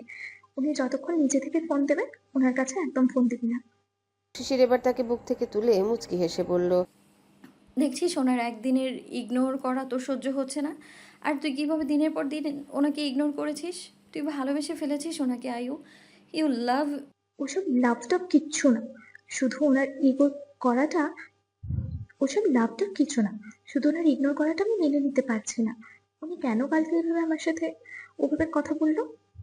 এটাই তো ভালোবাসা বলে রে পাগলি। ওনার সামান্য কিছু কথায় তুই এত কষ্ট পাচ্ছিস। একবার ভাব, অন্য কেউ তোকে এরকম করে বললে তুই কষ্ট পেতিস? অন্য কোনো ছেলে যদি বলতো? নিশ্চয়ই না। আনা মনে মনে ভাবলেও সত্যি তো, অন্য কেউ যদি তাকে বলতো, ইনফ্যাক্ট অন্য কোনো ছেলে বললেও তো তার এত কষ্ট লাগতো না। কিন্তু হৃদিত, তাহলে কি সে ভিন্ন? আসলেও কি সে দ্বিতীয়বার কারো প্রেমে পড়েছে? না না না, কোনোদিনই না। সে নিজেই নিজেকে শান্ত করে প্রসঙ্গ পাল্টে বলল, তা তুই এত কিছু কোথা থেকে জানলি? তুই কি কারো প্রেমে পড়েছিস নাকি? শিশির কিছুটা চুপসে গেল। আসলেও কি নাহিয়ানের প্রতি তার যে অনুভূতি সেটা কি ভালোবাসা নাকি শুধুই ভালো লাগা? ভালোবাসা একটা দীর্ঘস্থায়ী জিনিস, আর ভালো লাগাটা ক্ষণিকের। তাহলে শিশিরের কি দীর্ঘস্থায়ী নাকি ক্ষণিকের? ব্যাপারটা একবার ঝালাই করে নিলে মন্দ হয় না। সে নাহিয়ানের থেকে কিছুদিন দূরে থাকবে, তাহলেই বুঝবে এটা ভালো লাগা না ভালোবাসা। কিন্তু নাহিয়ান যে মানুষ, সে না তো নিজেকে শিশিরের থেকে দূরে রাখবেন, না তো শিশিরকে তার থেকে দূরে যেতে দিবে। শিশিরের এমন ভাবনার গহীনে তলিয়ে যেতে দেখে আনায়া সামান্য ধাক্কা দিয়ে বলল, কিরে বল কিছু। হঠাৎ আনায়া লক্ষ্য করলো শিশিরের গলার কাছে গোল করে লাল হয়ে যাওয়া একটা দাগ। মনে হচ্ছে সেখানে কিছু বেশ জোরে কামড় দিয়েছে। আনায়া চিন্তিত সাথে অবাক কণ্ঠে শুধালো, বেবি, তোর গলায় কি হয়েছে রে? শিশির কিছুটা ভরকে গেল। মনে পড়ে গেল কালকের রাতের কথা, যখন নাহিয়ান তার গলায় মুখ ডুবিয়ে দিয়েছিল। তারপর সে লজ্জায় লাল হয়ে অন্যদিকে ঘুরে গেল। আনায়া বেশ উদ্বিগ্ন। সে বলল, মনে তো হচ্ছে বিষাক্ত কিছুতে কামড়িয়েছে। তুই বস, আমি মলমটা নিয়ে আসি। শিশির তার হাত টেনে ধরে বলল, লাগবে না, তুই বস। লাগবে না মানে? এখান থেকে ইনফেকশন হয়ে যেতে পারে। কথাটা বলে আনা একটা মলম এনে সযত্নে শিশিরের গলায় লাগিয়ে দিতে দিতে বলল, তা বললি না তো কিসে কামড়িয়েছে? শিশির আমতামটা করে বলল, মনে হয় কোনো বিষাক্ত পোকায়, কিন্তু আমি টের পাইনি জানিস। আনা দুষ্টু হেসে বলল, আমার তো মনে হচ্ছে কোনো প্রাপ্তবয়স্ক হ্যান্ডসাম ড্যাশিং পোকায় কামড়িয়েছে। শিশির অবাক দৃষ্টিতে তার দিকে তাকিয়ে বলল, মানে? আনা হেসে বলল, আর নাটক করতে হবে না প্রিয়, আমি সবটা জানি। এখন বল, তোরা বাড়ির সবাই কে কবে বলেছিস? আর আমাদের বিয়ের দাওয়াত কবে খাওয়াচ্ছিস? দোস্ত দেখ, তুই যা ভাবছিস একদম এরকম না। উনি আমাকে জোর করে। আমি সবটা জানি, শুধু অপেক্ষা করছিলাম তোর মুখ থেকে শোনার জন্য। কিন্তু তুই তো বললি না, তাই আমি বললাম। আমি তোকে বলতামই, কিন্তু। থাক, আর কিন্তু কিন্তু করতে হবে না। এখন বল, বাড়ি কবে জানাচ্ছিস? আমি কেন জানাবো? আমি কি ওনাকে জোর করে বিয়ে করেছি নাকি? উনি আমায় জোর করে বিয়ে করেছে, ওনাকেই জানাতে হবে। আনা হেসে উঠল। দুই বান্ধবীর কথোপকথন আর গল্প গুজবে কেটে গেল বেশ কিছু সময়। দুপুর গড়িয়ে প্রায় বিকেল। শিশির চলে যাওয়ার জন্য বাসার বাইরে আসতে দেখতে পায় রাস্তার সাইডে বাইকের সাথে হেলান দিয়ে দাঁড়িয়ে মোবাইল চাপছে নাহিয়ান। আনা নাহিয়ানকে দেখে মুচকি হেসে বলে, তোমার হ্যান্ডসাম পোকা চলে এসেছে, যাও তাহলে। এখন তো আর আমার প্রয়োজন নেই। শিশির কিছুটা লজ্জা মিশ্রিত কণ্ঠে বলে। আয়ু আনায়া মুচকি হেসে তাকে বিদায় জানিয়ে ভেতরে চলে যায়। সে চলে যেতে শিশির নাহিয়ানের দিকে এগিয়ে এসে বলে, আপনি এইখানে আর এই গরমের ভেতর হেলমেট মাথায় দিয়ে রেখেছেন কেন? নাহিয়ান দুষ্টু হেসে বলল, কি আর করব বলুন, আমার একটা জেলাস বউ আছে। সে আবার যদি কোনো মেয়ে আমায় দেখে তাহলে তার কলিজা ভুনা করে খেতে চায়। তাই আর কি করার, নিজেই মুখ ঢেকে ঘুরে বেড়াচ্ছি। না হলে যদি আমার বউটা যদি আবার খুনটুন করে বসে তাহলে তো সে জেলে চলে যাবে, আর বউ ছাড়া থাকা তো আমার পক্ষে সম্ভব না। এই জন্য শিশির বুঝতে পারলো নাহিয়ান কথাগুলো কেন বলছে। সে কিছুটা রেগে গিয়ে বলল, আপনি কি নিজেকে শাহরুখ খান মনে করেন যে মেয়েরা আপনাকে দেখলেই ক্রাশ খাবে? কি জানি, কিন্তু আমার বউয়ের চোখে আমি আবার অনেক সুন্দর, তো এই জন্য। তাহলে আপনার বউয়ের চোখে সমস্যা, ডক্টর দেখান। নাহিয়ান বাইকে বসতে বসতে বলল, হবে হয়তো। তা ম্যাম, আপনি কি বসবেন নাকি রোদের ভেতর দাঁড়িয়ে ঝগড়া করবেন? তার মানে আপনি কি আমাকে ঝুগড়ুটে বলতে চাচ্ছেন? না না ম্যাম, কি যে বলেন আপনি, কেন ঝগড়াটে হতে যাবেন? আপনি তো আসমানের পরী। ফ্লার্ট করছেন? তা এক প্রকার। আপনার না ঘরে বউ আছে? আপনারও তো হাজবেন্ড আছে। শিশির কিছুটা দুষ্টুমি করে বলল, আমি কি একবারও বলেছি আমার হাজবেন্ড আছে? আমি সিঙ্গেল। তাই নাকি? হুম। কিন্তু আমার কেন জানি মনে হলো আপনি ম্যারিড। কেন, আপনি আমার সাথে ম্যারিডের কোনো সাইন দেখলেন যে মনে হলো আমি ম্যারিড? ও আচ্ছা, তাহলে বাসায় চলুন। আজকে থেকে আপনার কাছে অতি দ্রুত যাতে ম্যারিডের সবচেয়ে বড় সাইন চলে আসে সেই ব্যবস্থা করব। কি ব্যবস্থা? নসিকে আনার ব্যবস্থা। শিশির বেশ অবাক হয়ে বলল, নসিকে? নাহিয়ান কোনো রকম ভনিতা না দেখে স্পষ্টভাবে বলল, আপনার আর আমার ভবিষ্যৎ প্রিন্সেস। শিশির এবার বেশ লজ্জা পেল। এই লোকটাও না লাগামহীন একেবারে, কখন যে কি বলে বসে। সে আর কিছু না বলে বাইকের পিছনে উঠে বসলো। নাহিয়ান মুচকি হেসে বাইক স্টার্ট দিল। বাইক চলছে ঢাকার ব্যস্ততম সড়ক দিয়ে। হঠাৎই শিশির বলল, আপনি কি করে জানলেন আমি আনায়াদের বাসায়? আমি ফার্স্টে আপনাদের ভার্সিটিতে গেছিলাম, সেখান থেকে জানতে পারি আপনি ক্লাস মিস করে বান্ধবীর বাসায় এসে গল্প করছেন। একদমই ক্লাস মিস করিনি। বাকি যেগুলো ইম্পর্টেন্ট না, মানে আই থিঙ্ক আর কি যে ইম্পর্টেন্ট নয় আমার জন্য। মানে বাই দ্য ওয়ে, আপনাকে কে বললো আমি আনায়াদের বাসায়? আশা? ওরে বাবা, না একদমই না। ওই মেয়ে তো আমার সীমানায়ও আসেনি। স্বজন না কে একটা আছে না, ও বলল। ও আচ্ছা। কিন্তু পরক্ষণে কি একটা ভেবে চোখ সরু করে বলল, কেন, আশা আপনার কাছে আসেনি বলে কি আপনার কষ্ট হচ্ছিল? নাহিয়ান এক হাত দিয়ে বাইক হ্যান্ডেল করতে করতে অন্য হাত দিয়ে শিশিরের হাতের উপর হাত রেখে বলল, আপনার কি মনে হয়? নাহিয়ানের এমন হঠাৎ স্পর্শে শিশির খানিকটা কেঁপে উঠল। তারপর দ্রুত হাত ছাড়ি নিতে বলল, কিছু না। নাহিয়ান শিশির কেমন লজ্জা পেতে দেখে মুচকি হাসলো। সে হাত ছাড়লো না, বরং আরো শক্ত করে ধরলো। কিন্তু শিশিরের মনে ঘুরপাক খাচ্ছে আরো কিছু প্রশ্ন। সেটা শোনার জন্য নাহিয়ানকে নিয়ে ভাবছে, কিন্তু কি বলে ডাকবে। প্রত্যেকবারই কি শুনুন, এই যে, ওই যে এভাবে সম্বোধন করা ঠিক? আগে তো তাও নাহিয়ান ভাই বলে ডাকতো, কিন্তু এখন কি বলবে? যাই হোক, সে বুকে কিছু সাহসের সঞ্চয় করে আস্তে করে ডাকলো, নাহিন ভাই। সাথে সাথে নাহিয়ান বাইকে ব্রেক বসালো। শিশির এসে পড়ল নাহিয়ানের পিঠের উপর। সে ভরকে গিয়ে প্রশ্ন করলো, কি হলো? আমি তোর কোন দিকের ভাই লাগি? হ্যাঁ, তুই আমাকে ভাই বলিস, তাহলে নসি কি আমাকে মামা বলে ডাকবে? এই লোকটাকে বোঝা যায় না কখন যে হুট করে রেগে যায়। শিশির তো শুধু নাহিয়ান ভাই বলেছে, তাতেই এত রাগ। সে আমতা আমতা করে বলল, তাছাড়া আর কি বলবো, প্রত্যেকবার এই কি এই যে ওই যে বলতে ভালো লাগে। কে বলেছে যে ওই যে বলতে? আমাকে নসির পাপা বলে ডাকবি। শিশির কিছুটা লজ্জা পেল, পরক্ষণে মাথা নিচু করে আসতে বলল, আচ্ছা। কি আচ্ছা? এখন থেকে নসির পাপা বলে ডাকবো। এক্ষুনি একবার ডাক। শিশির অবাক হলো। এখনই নাহিয়ান আবার বলল, কি হলো? পারবো না। কেন? আমার লজ্জা করে। ওরে আমার লজ্জাবতী লতা পাতা, যখন নিজের বরকে ভাই বলো তখন তোমার লজ্জা কোথায় যায়? এক্ষুনি একবার না বললে আমি এখান থেকে বাইকই সরাবো না। শিশির ভালো করে তাকিয়ে দেখলো আশেপাশে অনেক গাড়ি, আর এটা পার্কিং এরিয়াও না। এক্ষুনি ট্রাফিক পুলিশের সবার সামনে হাস্যরস করবে তাদের। সে দ্রুত নাহিয়ানকে বলল, এখান থেকে চলুন প্লিজ। কিন্তু নাহিয়ানও নাছর বান্দা। সে একগুঁয়েমি স্বরে বলল, আগে আমি যা বললাম সেটা করতে হবে। শিশির আর উপায়ন্তর না পেয়ে চোখ বন্ধ করে দ্রুত বলল, নসির পাপা। এভাবে নয়, একটু রোমান্টিক ভাবে বলো, নসির বাবা চলো। শিশিরের এবার বেশ রাগ হচ্ছে, রাস্তার মধ্যে দাঁড়িয়ে কি সব, কিন্তু ও কি আর করার, নাহিয়ানও নাছর বান্দা, তাই শিশির নিজেকে শান্ত রেখে বলল, নসিব পাপা চলুন। চলুন না, চলো। শিশির নাক মুখ সিটকে পড়ল। নসিব পাপা চলো। আহা ডার্লিং, পুরো হৃৎপিণ্ডে গিয়ে লাগলো। শিশির মনে মনে বলল, কিডনি, লিভার, কলিজা, যকৃৎ, অগ্নাশয় সব কিছুতে লাগবে, সব কিছুতে লাগবে, শুধু একবার বাড়িতে চলো। পশ্চিম আকাশে সূর্য প্রায় অস্তমিত, গোধূলি লগ্নের আলোয় লাল হয়ে এসেছে চারিপাশ। গাড়ি এসে থামলো একটা 2 তলা ভবনের সামনে।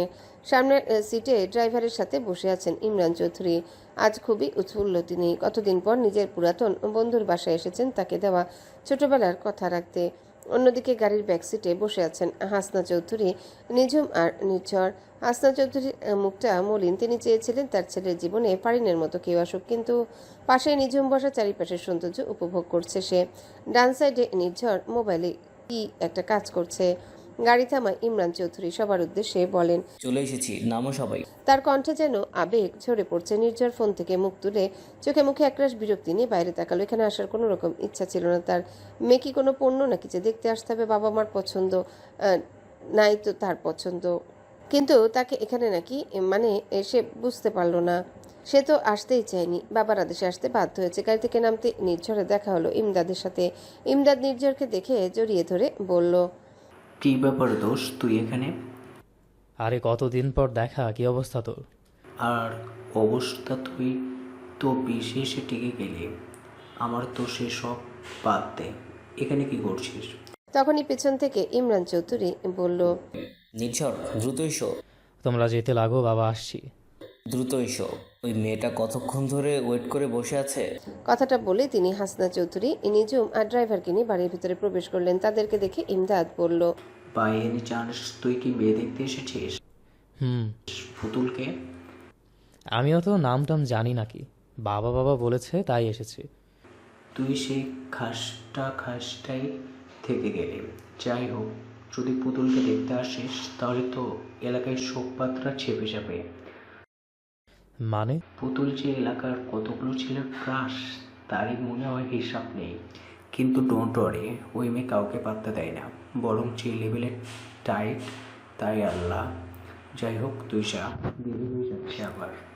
এদিকে এক মাথা ঘুমটা দিয়ে হাতে একটা ট্রেতে কিছু ফল আর শরবত নিয়ে ড্রয়িং রুমে প্রবেশ করেছে ফারিন। ইচ্ছে তো করছে এক্ষুনি ট্রেটা ফ্লোরে আছাড় মেরে ভেঙে ফেলতে, কিন্তু কি আর করার, সবার সামনেই তার সামনেই তার বাবা মা বসে আছে। এখন হঠাৎ একটা অপরিচিত পুরুষালী কণ্ঠ, মা, ঘুমটাকে একটু সরাও তো।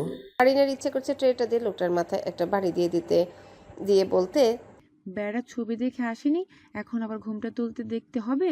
একটু পর বলবে একটু হেঁটে দেখাও, তারপর চুলটা মেলে দেখো। কেন রে ভাই, আমি কি বাজারে পণ্য? কথাগুলো গলার কাছে এসে আটকে গেল। তার বাস্তবতা সম্পূর্ণই ভিন্ন। এই লোকটা তার বাবার বেস্ট ফ্রেন্ড, কিছুই বলতে পারবে না সে। আলতো হাতে ঘোমটাটা সরালো সে। তখনই ড্রয়িং রুমে প্রবেশ করলো নির্ঝর। চোখাচোখি হতেই দুজনে বেশ অবাক হলো। তুমি? আপনি? পাত্রী কি তুমি? আপনি কি পাত্র? এবার দুজনই একসাথে বলল, ও শিট, এই বিয়ে ক্যান্সেল। ও শিট, এই বিয়ে ক্যান্সেল। ফারিনের কণ্ঠে তার দিকে চমকে তাকালেন হাসান চৌধুরী। অন্যদিকে মেয়ের এমন ব্যবহারে মোস্তফা কামাল সাহেব ফাহমিদা আনামের দিকে রাগী দৃষ্টি নিক্ষেপ করলেন। ফাহমিদা আনাস মুখে অনিচ্ছুক হাসি রেখা টেনে মেয়েকে সবার থেকে কিছুটা দূরে নিয়ে গেলেন। উফ আম্মু, হাত ছাড়ো, লাগছে তো। লাগার জন্যই তো ধরেছি। আম্মু, তুই কি রে ফারু, সারা জীবন তোর আর তোর বাবার মুখ দেখতে দেখতেই তো আমার জীবন কেটে গেল। আর কত? আমি কি করলাম? ওইখানে এভাবে সিন ক্রিয়েট করলি কেন? ওরা কি মনে করবে বলতো, যে তোর মা তোকে ভালো শিক্ষা দেয়নি? ভালো লাগবে তখন? যা ইচ্ছা মনে করুক মা, আমি এখানে তো শুধু বলিনি, নির্জন স্যারও বলেছে। নির্ঝর স্যার মানে? তুই কি নির্ঝরকে আগে থেকে চিনিস? চিনবো না কেন, ওই তো হিটলার। ফাহমিদা আনম অবাক হয়ে বললেন, মানে তোদের নির্ঝর স্যার? জি। আর আম্মু, আমি তো তোমার সাথে সব কথা শেয়ার করে ফেলি। তুমি তো জানো এই হিটলারের বাচ্চা কি লেভেলে হিটলার, ওকে বিয়ে করা কি সম্ভব? সেটা তো ঠিক, কিন্তু ওটাই যে ইমরান ভাইয়ের ছেলে সেটা তো জানতাম না। ইমরান ভাইয়ের ছেলে তো ভালো বিসিএস ক্যাডার, আর তোর বাবাকে তো চিনিস। এখানে আমার কিচ্ছু করার নেই মা। তোমার কিছু করার না থাকলেও আমার আছে। আমি ওকে বিয়ে করব না। তুই কি চাচ্ছিস তোর বাবা আর আমার সম্পর্ক ভেঙে যাক? এখানে বাবার তোমার সম্পর্কের কথা কোত্থেকে আসছে মা? আপনি খুব ভালো করে জানিস ইমরান ভাই আর তোর বাবার কত ভালো বন্ধুত্ব। এখন যদি তোর কারণে সম্পর্ক ভেঙে যায় তাহলে তোর বাবা আমার সাথে সম্পর্ক ভেঙে দিতেও 2 বার ভাববে না। ফাহমিদা আবার কোনো কথা না বলে এখান থেকে চলে যায়। ফারিন নিষ্পলক চেয়ে থাকে সেদিকে। এখন সে কি করবে? তখনই পাশ থেকে কেউ একজন বলে, কিরে ফারু, কেমন লাগছে? এবার তো মনে হচ্ছে রক্তচোষাটাকে তোর বিয়ে করতে হবে। যাই হোক, আমার কিন্তু নির্ঝর ভাইয়াকে ভীষণ ভালো লেগেছে। ফারিন রাগী দৃষ্টিতে পাশে তাকিয়ে দেখতে পায় টেবিলের উপর বসে আপেল খাচ্ছে আর পা দোলাচ্ছে তার ভাই ফারদিন। বয়সে তার থেকে 2 বছরের ছোট, মুখে দুষ্টু হাসি। এমনিতে ফারিনের আর ফারদিনের সারা দিন রাত ঝগড়া বাঁধে। ফারিন যখন বাড়ি আসে তখন বোঝা যায় যে 2 ভাই বোন এক জায়গায় হয়েছে। আর এখন এই মুহূর্তে এমনিতেই তার মাথা গরম। তারপর ফারদিনের উল্টাপাল্টা কথা। ফারিন নিচু থেকে নিজের জুতা হাতে নিয়ে বলল, দেখছি সেটা কি এখন যদি এটা না খেতে চাস তাহলে সর, না হলে কিন্তু সত্যি সত্যি বাড়ি মারবো। ফারদিন দ্রুত টেবিল থেকে নেমে বাইরে গিয়ে দরজায় উকি মেরে বলল, বেস্ট অফ লাক আপুমনি। ফারদিনের বাচ্চা, সরলি? ফারিন দুষ্টু হেসে দৌড় দিল। এদিকে এই তাহলে তোমার সেই ফারিন? হ্যাঁ। মোস্তফা কামাল সাহেব কিছু না বুঝে বলল, এই তাহলে ফারিন মানে? ইমরান চৌধুরী তার দিকে তাকিয়ে হেসে বলল, আরে কি হয়েছে শুনি? নির্ঝরার পুতুল ফারিন একদিন ওদের কলেজের একটা ফাংশনে গান করছিল, সেখানেই ছিল তোর হাসনা ভাবি, আর সেই দিন থেকেই আমার কানের কাছে খালি ফারিন ফারিন করে। ও আচ্ছা। দুজনেই হাসলো। পাশ থেকে নির্ঝর ইমরান চৌধুরীকে ডেকে বলল, আমি বিয়ে করতে পারবো না বাবা। ইমরান চৌধুরী চোখ রাঙিয়ে তাকে বলল, বিয়ে করতে পারবে না মানে কি? অসভ্যতামি হচ্ছে? ভালোটা হতো তোমাদের বিয়েটা আমি আজকে দিয়ে দিতাম, কিন্তু অনুষ্ঠান করতে হবে তো, একমাত্র ছেলের বিয়ে বলে কথা। ইমরান চৌধুরী চোখ রাঙিয়ে তাকিয়ে বলল। নির্ঝর হাসনা চৌধুরীকে কিছু বলার আগে হাসনা চৌধুরী বলল, নির্ঝর, এতদিন তোর সব কথা আমি মেনে এসেছি। তোর বাবার আড়ালে আমি তোকে অনেক সাপোর্টও করেছি, কিন্তু আজকে একদম না। ফারিন মেয়েটাকে আমার নিজেরও অনেক পছন্দ, তাই তুই যদি সবার সামনে কানমোলা না খেতে চাস তো চুপচাপ যা বলছি মেনে নে। নির্ঝর চুপ করে থম মেরে বসে থাকলো। সে খুব ভালো করে বুঝতে পারছে এখন কিছু বলতে গেলে তার নিজেরই মান সম্মান কাটা যাবে, আর ফারিনের সামনে তো কখনোই নিজের মান সম্মান খোয়ানো যাবে না। তাই সে চুপচাপ বসে থাকলো। মোস্তফা কামাল ইমরান চৌধুরীর মুখে মিষ্টি তুলে দিয়ে বলল, তাহলে কি বলিস বন্ধু, বিয়ের দিন তারিখ কবে রাখবো? নিজরকে কিন্তু আমার ভীষণ পছন্দ হয়েছে। এখন তোদের যদি ফারিনকে পছন্দ হয়? ইমরান চৌধুরী দ্রুত মিষ্টি চিবিয়ে বললেন, আর পছন্দ অপছন্দের কি আছে? তোর মেয়ে মানে তো আমারও মেয়ে। আর তাছাড়া রইল বাকি হাসনার কথা। ও তো পুতুল শুনে আর আসতে চাচ্ছিল না, যখন জানতে পেরেছে পুতুলই তার ফারিন। দেখছিস না কি খুশি? ইমরান চৌধুরী আর মোস্তফা কামাল সাহেব হাসান না চৌধুরীর দিকে তাকালেন। তিনি ফাহমিদা আনামের সাথে গল্প করছেন, যেন দুজন বহুদিনের চেনা। তাহলে কি বিয়ের দিন তারিখ ঠিক করি? ইমরান চৌধুরী হাসনা চৌধুরীর দিকে তাকিয়ে ডেকে বললেন, হাসনা, এদিকে আসো ভাবি, আপনি আসেন। হাসনা চৌধুরী ও ফাহমিদা আনাম এগিয়ে আসলেন। ইমরান চৌধুরী নির্ঝরের দিকে তাকিয়ে বলল, নির্ঝর, তাহলে তুমি বাইরে থেকে ঘুরে আসো, এখন আমরা এখানে কথাবার্তা বলবো। পাশ থেকে মোস্তফা কামাল সাহেব বললেন, ও এই সন্ধ্যায় বেরিয়ে কোথায় যাবে? তার চেয়ে বাবা তুমি ফারিনের সাথে একটু একান্তে কথা বলে এসো, দুজনের একটু চেনা চেনা বাড়বে। নির্ঝর মনে মনে বলল, এমনিতেই যা চিনি তাতে আর কিছু লাগবে না। কিন্তু মোস্তফা কামাল সাহেবের দিকে তাকিয়ে বলল, না আঙ্কেল, থাকুক। নির্ঝর বেরিয়ে গেল। ফাহমিদা আনম, হাসান চৌধুরী, ইমরান চৌধুরী আর মোস্তফা কামাল মিলে বিয়ের তারিখ ঠিক করলেন সামনের সপ্তাহে শুক্রবারে।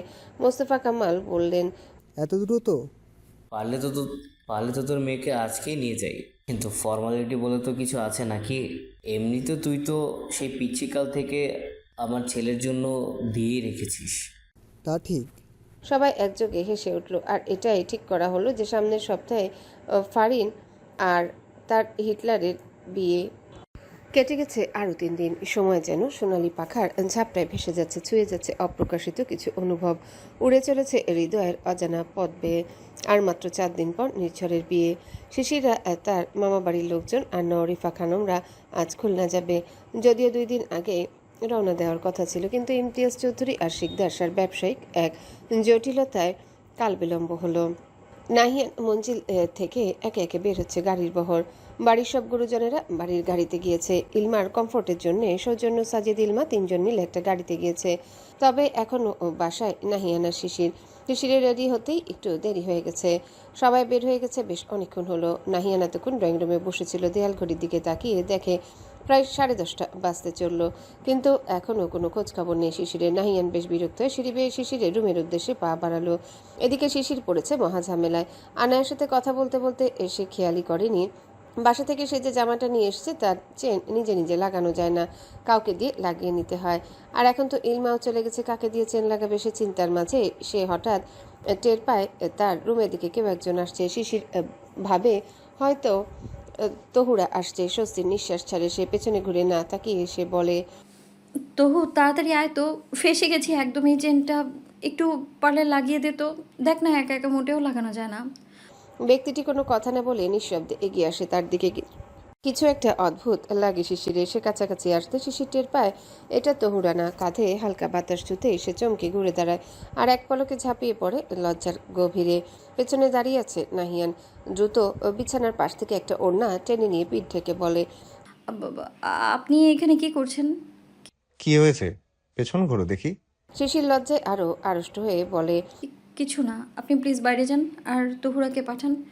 নাহিয়ান বাঁকা হেসে তার দিকে এগিয়ে আসতে আসতে বলে, বাবা, আমার লজ্জাবোধের লাজুক লতা বউটা দেখি লজ্জায় লাল হয়ে যাচ্ছে, কিন্তু এখনো এত লজ্জা কিসের আপনার ম্যাম? নাহিয়ানের এহেন কথাবার্তায় শিশির লজ্জায় আরো 2 কদম পিছিয়ে বলে, চুপ করবেন আপনি। নাহিয়ান এগিয়ে আসতে আসতে বলে, চুপ তো করলাম, এখন পিছন ঘুরো।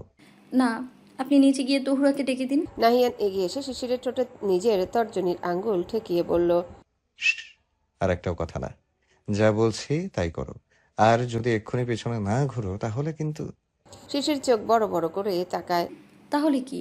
নাহিয়ান ঠোঁটে সেই রহস্যময় বাঁকা হাসি টেনে বলে, বেশি কিছু না, আগের দিন ওয়াশরুমে আর সেদিন রাতে যা হয়েছিল তার পুনরাবৃত্তি ঘটবে। সেই মুহূর্তে শিশিরের মস্তিষ্কে ফিরে আসে সেই অদ্ভুত সুন্দর প্রেমময় মুহূর্তগুলোর ঝলক। সঙ্গে সঙ্গে লজ্জায় আড়ষ্ট হয়ে গেল সে। না, নাহিয়ানকে কোনো বিশ্বাস নেই। ও যা বলে সত্যি সত্যি সেটাই করে। এখন যদি আর বেশি কথা বলায়, নাহিয়ান যা বলছে তাই করে। না, ওর কথা শোনাই শ্রেয়। শিশির আর কিছু না বলে ধীরে পিছনে ঘুরে দাঁড়ায়। নাহিয়ান দেখতে পায় শিশিরের পেছনের চেনটা খোলা আর পিঠের ঠিক মাঝখানে উকি দিচ্ছে একটা গাঢ় কালো তিল। তার কেন যেন মাতাল মাতাল লাগতে শুরু করে, কিন্তু বহু কষ্টে নিজেকে সামলে নিজের ঠোঁটের সাহায্যে চেনটা লাগিয়ে দেয় সে। অন্যদিকে নাহিয়ানের এহেন কর্মকাণ্ডে শিশিরের গোলাপি অধরদয় তিত্তির করে কাঁপতে থাকে এক তীব্র প্রেমময় মুহূর্তের লজ্জায়। তার হৃদস্পন্দন যেন ছন্দ হারায়। আরে আঙ্কেল, হোয়াটসঅ্যাপ? সবাই তো কখন চলে আসলো, আপনি এত লেটে ঢুকলেন? সৌজন্য নিঝুমের দুষ্টুমি ভরা আননের দিকে কটমট দৃষ্টিতে তাকিয়ে রাগী কণ্ঠে বলল, এই মেয়ে, তোমাকে কতদিন করে বলেছি আমাকে আঙ্কেল বলবে না? নিঝুমের ঠোঁটের কোণে দুষ্টু হাসি আরো প্রসারিত হলো। আরে আঙ্কেল, রাগ করেন কেন? কত কষ্ট করে আমি এই রোদের ভেতর গেটের বাইরে এসে দাঁড়িয়েছি। কে বলেছিল তোমাকে দাঁড়াতে? কথাটা বলেই সৌজন্য গেট পেরিয়ে চৌধুরী আবাসনের অন্তর্মহলে প্রবেশ করলো। তা দেখে নিঝুম পেছন থেকে বেশি জোরেই বলল, আপনার নাম তো সৌজন্য, আপনার ভেতরে তো একদমই সৌজন্য বোধ নেই। একটা মেয়ে আপনার জন্য এতক্ষণ রোদে দাঁড়িয়ে থাকলো, তাকে না নিয়ে নিজের ভিতরে ঢুকে যাচ্ছেন। অন্তত ধন্যবাদ তো দিতে পারতেন, বোরিং লোক একটা। সৌজন্য নিঝুমের কথায় সামান্য পিছনে ঘুরে বলল, আমার ভেতরে সৌজন্যবোধ নেই, তুমি নিজের নাম লক্ষ্য করেছ? গড নোস, তোমার মতো একটা বাচাল মেয়ের নাম কে নিঝুম রেখেছিল? কথাটা বলেই নিজের প্যান্টের ফ্রন্ট পকেটে হাত ঢুকে হেলে দুলে গুনগুন করতে করতে বাড়ির ভেতরে প্রবেশ করলো সৌজন্য। পেছন থেকে নিঝুম কোমরে 2 হাত রেখে বলল, আমাকে বাচাল বলা? দাঁড়ান, মজা দেখাচ্ছি আপনাকে। আকাশে উত্তপ্ত সূর্যের প্রখর কিরণ, বেলা সম্ভবত 12টার কাছাকাছি। শিশিরদের গাড়ি এসে থামে চৌধুরী আবাসনের গেটের বাইরে। বাড়ির পুরাতন দারোয়ান এসে গেট খুলে দিতেই দৃশ্যমান হলো খুলনার সবচেয়ে বিলাসবহুল পুরাতন বাড়িটি। দুই তলা এক অতি পুরাতন বাড়ি, চৌধুরী আবাসন। নাহিয়ানের দাদা নজরুল চৌধুরী নিজে দাঁড়িয়ে থেকেই বাড়ির তৈরি তত্ত্বাবধান করেছিলেন। বাড়িটি 2 তলা, পুরাতন তবে বিলাসবহুল। এক প্রাচীন তত্ত্ব লেগে আছে বাড়িটির প্রতিটা দেওয়ালে। সামনের দেওয়ালে খোদাই করে বড় করে লেখা চৌধুরী আবাসন, পাশে ব্র্যাকেটে ছোট্ট করে হুরের শান্তিকুঞ্জ। নাহিয়ানের দাদি হুররাম নজরুল চৌধুরী ভালোবেসে তাকে হুর বলে ডাকতেন। নিজের সহধর্মিনীর প্রতি ভালোবাসা থেকে এই বাড়ি তৈরির উদ্যোগ নিয়েছিলেন তিনি। এই বাড়িতে প্রতিটি কোণ হুররাম বেগমের পছন্দ অনুযায়ী তৈরি। গাড়ি থামতেই শিশির নেমে ভেতরে প্রবেশ করে, আর তার পিছন পিছন নাহিয়ান। গাড়িতে পার্কিং এরিয়ায় নিয়ে যান বাড়ির একজন ড্রাইভার। ভেতরে ঢুকতে দৃশ্যমান হয় বিশাল বড় ড্রয়িং রুম, যার মধ্যে সোফার উপর বসে আছেন হুররাম বেগম। ড্রয়িং রুমে চলছে এসি। হুররাম বেগমের বয়স হলেও এখনও যথেষ্ট শক্ত সামর্থ্য তিনি। নজরুল চৌধুরী মারা গেছে আরও 20 বছর আগে। তখন থেকে এই সংসার একা নিজ হাতে সামলাচ্ছেন হুররাম বেগম। তিনি খুলনাতেই থাকেন। নওরিফা খানম, ইমতিয়াজ চৌধুরী তাকে ঢাকায় নিয়ে যাওয়ার চেষ্টা করেও ব্যর্থ হয়েছেন। হুররাম বেগমের একটাই কথা, এটা তার স্বামীর স্মৃতি বহনকারী জায়গা। এখান থেকে তিনি মৃত্যুর আগ অব্দি কোথাও যাবেন না। শিশির ভেতরে ঢুকেই হুররাম বেগমের উদ্দেশ্যে সালাম দেন। হুররাম বেগম শিশিরকে দেখে সালামের উত্তর দিয়ে একগাল হেসে বলে, আরে আমার ফুল। বলে তিনি উঠতে যেতে কোমরের ব্যথাটার কারণে বসে পড়েন। শিশির দ্রুত এসে তার পাশে বসে বলে, ফাপু তুমি উঠতে গেলে কেন? আমিই তো আসছিলাম। হুররাম বেগম হেসে বললেন, ফুল, কত বড় হয়ে গেছিস তুই। সেই কোন ছোট্টবেলায় তোকে দেখেছিলাম। ভাগ্যিস আমার বুড়োটা বেঁচে নেই, তাহলে এই বুড়ো বয়সে আমার সতীনের সংসার করা লাগতো। বাবা এই বয়সে এত জেলাসি? যাই হোক, তোমার বুড়ো বেঁচে থাকলেও তার হুরকে রেখে কখনোই এই ফুলের দিকে তাকাতো না। তারা দুজনেই হেসে উঠল। হুররাম বেগম ছোটবেলা থেকে শিশিরকে ফুল বলে ডাকে। তিনি টুকরো টুকরো চুমুতে ভরিয়ে দিলেন শিশিরের দুধে আলতা মুখশ্রী। তখনই পেছন থেকে অন্দরমহলে প্রবেশ করলো নাহিয়ান। তাকে দেখে হুররাম বেগম হেসে বললেন, ওই তো চলে এসেছে আমার নায়ক। তা এতদিন পর আমার কথা মনে পড়লো। নাহিয়ান এগিয়ে এসে তার কপালে চুমু দিয়ে তার পাশে বসে বলল, এই হলো বর্তমান সময়কার ভালোবাসা। আমি নাকি তাকে দেখতে যাইনি, তা আমি কি তোমার মতো ওই কজিটা আর আসি? আমার তো বয়স হয়েছে নাকি? ভালোবাসা অজুহাত মানে না, বুঝলে? হুররাম বেগম মুচকি হেসে বললেন, এত প্রশংসা করো না দাদু ভাই। দেখা গেল তোমার বউয়ের আমাকে সতীন সতীন লাগতে শুরু করলো। তা বিয়ে কবে করছো শুনি? তোমার আগে তোমার ছোট ভাইয়ের বিয়ে হয়ে যাচ্ছে। নাহিয়ান শিশিরের দিকে তাকিয়ে বলল, বিয়ে তো কবেই করে ফেলেছি।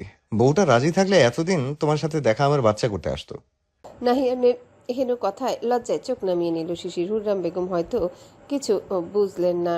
তিনি মুচকি হেসে বললেন, দুষ্টুটা দুষ্টুমি এখনো শেষ হয়নি। যাই হোক, দুষ্টুমি পরে করো। এখন যাও, ফ্রেশ হয়ে নাও। আর ফুল, তুমিও যাও, ফ্রেশ হয়ে নাও। দুজনেই অনেক ক্লান্ত দেখাচ্ছে। নাহিয়ান আচ্ছা দাদু বলে উঠে গেল। অন্যদিকে শিশির উঠে যাওয়ার আগে সেখানে হাজির হলেন শিউলি হক। শিশিরকে দেখে মুচকি হেসে বললেন, নোয়ামা এসেছো? শিশির তার দিকে তাকিয়ে স্নিগ্ধ হয়ে বলল, জি আন্টি, কেমন আছেন? এই তো আছি আলহামদুলিল্লাহ। তোমার কি অবস্থা? দেখো না, তোমাকে একবার দেখতে যাব ঠিক সেই দিনই ইয়ারলিনাটার মাইগ্রেনের প্রবলেম হতে হলো। শিশির মুচকি হেসে জবাব দিল, থাক আন্টি, ব্যাপার না। আচ্ছা মা, চলো তোমাকে রুম দেখিয়ে দেই। হুম। সারা দুপুর আর বিকাল মিলে শিশির, ইলমা, নিঝুম আর নিঝুমের কিছু কাজিনরা মিলে গল্প করছিল। ঠিক করা হয়েছে কালকে সবাই একসাথে শপিংয়ে যাবে। এই সন্ধ্যার পর সবাই যখন একটু রেস্টের জন্য গেল, তখন শিশিরের মনে হলো আজকে এখানে এসে ধরে নাহিয়ানের সাথে কোনো কথা হয়নি তার। তাই সে নিঝুমের কাছ থেকে নাহিয়ানের রুম কোনটা সেটা শুনে সেদিকে পা বাড়ালো। নিঝুমও যাচ্ছিল, কিন্তু তখনই পেছন থেকে নিঝুমের একটা কাজিন ডেকে বলল, নিঝু তাড়াতাড়ি আয়, ফুফু তোকে নিচে ডাকছে, দ্রুত, জরুরি কাজ। তুই যা, আমি আপুকে রুমে দিয়ে আসছি। না নিঝু, তুই যা, হয়তো কোনো জরুরি কাজ, 2 তলার উত্তর সাইডের রুম, তাই তো? হুম, কিন্তু তুমি পারবে? কেন পারবো না, তুই যা। আচ্ছা। নিঝুম চলে যেতে শিশির পা বাড়ালো নাহিয়ানের রুমের উদ্দেশ্যে। নাহিয়ানের রুমের সামনে এসে এসে থমকে দাঁড়ায়। ভেতর থেকে শোনা যাচ্ছে ইয়ালিনার কণ্ঠস্বর। আরে নাহিয়ান ভাইয়া, একটু খাও না, আমি নিজ হাতে বানিয়েছি। একবার একটু টেস্ট করো। শুনলাম তুমি নাকি দুপুরে কিছু খাওনি, এটা খাও, গরমে আরাম পাবে। তোকে কতবার বলতে হবে লিনা, আমি এগুলো খাই না। বেশি বিরক্ত করিস না তো, যা এখন কাজ করতে দে আমায়। তবে নাহিয়ানের কোনো কথা কানে গেল না শিশিরের। তার কানে শুধু ইয়ালিনার ঢঙ্গি কথাগুলো বাজছে। তবে সে দরজার সামনে থেকে এসে দাঁড়ালো। ভেতরে ইয়ালিনা একটা ব্ল্যাক কালার গাউন পরে চুল ছেড়ে দিয়ে দাঁড়িয়েছে। মুহূর্তে মেজাজ গরম হয়ে গেল শিশিরের। নাহিয়ানের সামনে কেন অন্য কোনো মেয়ে সেজেগুজে ঘুরঘুর করবে? যদিও নাহিয়ানের সেদিকে কোনো খেয়াল নেই। সে ল্যাপটপে কি যেন একটা করছে, একবারও ইয়ালিনার দিকে তাকাচ্ছেও না। শিশিরের চিকন নাকের পাটাটা ফুলে উঠল। তার তীব্র আক্রোশে রুমে ঢুকলো সে। ইয়ালিনা নাহিয়ান দুজনেই তার দিকে তাকালো। ইয়ালিনার চোখে গাঢ় করে আইলাইনার দেওয়া, ঠোঁটে গোলাপি রঞ্জক, সামান্য ব্লাশার, আর এগুলোই যেন শিশিরের রাগের আগুনে ঘি ঢালার মতো কাজ করলো। সে নাহিয়ানের দিকে তাকালো একবার। নাহিয়ান বুঝে গেছেন তার শিশির বিন্দু এখনো অগ্নিবিন্দুতে পরিণত হয়েছে। কিন্তু ইলিয়ানা শিশিরকে দেখে বিরক্তিতে মুখ ঝামটালো। তবে মুহূর্তে নিজের মুখের অভিব্যক্তি বদলে শান্ত কণ্ঠে শিশির বলল, আরে লীনা আপু, তুমি এইখানে? তোমাকে তো নিচে ইয়াকুব আঙ্কেল ডাকছে। ডাকুক, আমার সময় হলে আমি যাব। তারপর ফের নাহিয়ানের দিকে ফিরে বলল, নাহিয়ান ভাইয়া, তুমি এটা খাবে না, তাহলে অন্য কিছু বানিয়ে আনবো, লাইক পিৎজা, বার্গার, অন্য কিছু। আরে লীনা আপু, তুমি জানো না উনি তো এসব খায় না, খাওয়া বারণ ওনার। তাই নাকি? তা তুমি অনেক জানো দেখছি। তা বলো তো, ওনার কি কি খাওয়া যাবে আর কি কি খাওয়া বারণ? শিশির নাহিয়ানের দিকে ফিরে দাঁতে দাঁত চেপে বলল, আপাতত কিছুদিন ওনাকে শুধু থানকুনি পাতার রস খাওয়াতে হবে, সাথে করলা জুস, উচ্ছের শরবত, আর মাঝে মাঝে একটু নিম পাতার কোরমা। তা তুমি কি এগুলো বানাতে পারবে? হোয়াট? হুম। ফাজলামি করছো? এমা ছি, তোমার সাথে কি আমার ফাজলামো করার সম্পর্ক বলো তো? যা সত্যি তাই তো বললাম, বিশ্বাস না হলে ওনার কাছেই শোনো। ইয়ালিনা নাহিয়ানের দিকে বিস্ময়ে তাকিয়ে বলল, এসব কি সত্যি নাহিয়ান ভাইয়া? নাহিয়ান নিজেই হতভম্ব। কি বলছে শিশির এগুলো? ইয়ালিনার কথায় ধ্যান ভাঙল তার। সে একটু আমতা আমতা করে বলল, হবে হয়তো। কি? জি। ইয়ালিনা আর কিছু বলতে যাবে তার আগে নিচ থেকে ইয়াকুব চৌধুরী জোরে ডেকে বললেন, লীনা মামুনি, একটু তাড়াতাড়ি আয়, কাজ আছে। আসছি পাপা। তারপর শিশিরের দিকে তাকিয়ে বলল, তোমার সাথে কথা পরে হচ্ছে, আগে পাপার কথা শুনে আসি। ইয়ালিনা চলে যায়। পেছন থেকে শিশির ভেঙচি কেটে বলে, পাপা আসছি, যেন কচি খুকি, বুড়ো ধাম কোথাকার। এবার সে নাহিয়ানের দিকে তাকায়। নাহিয়ান অবাক দৃষ্টিতে তাকিয়ে আছে তার দিকে। সে নাহিয়ানের সাথে কত কথা না বলে বেডসাইড টেবিল থেকে ইয়ালিনার আনা ট্রে থেকে লাচ্ছির গ্লাস হাতে তুলে সজোরে তা মেঝেতে ছুঁড়ে মারে। বিকট শব্দ তুলে ভেঙে যায় কাচের গ্লাসটা।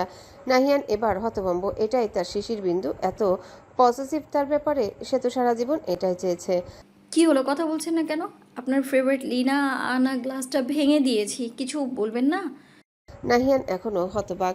তা দেখে শিশির বেশ রাগ করে বলে, কি হলো, কথা বললেন না কেন? ফেভারিট লিনাকে দেখে ক্রাশ খেয়ে এমন অবস্থা যে এখন কথাই বেরোচ্ছে না। কি তখন থেকে উল্টাপাল্টা বলে যাচ্ছ? আমি উল্টোপাল্টা বলছি? আমার কাছে তো তাই মনে হচ্ছে। এখন তো আমার কথাবার্তা সব আপনার কাছে উল্টাপাল্টা লাগবেই। আপনার ফেভারিট লিনা আছে তো, ওই তো সব কিছু ঠিকঠাক করে, তাই না?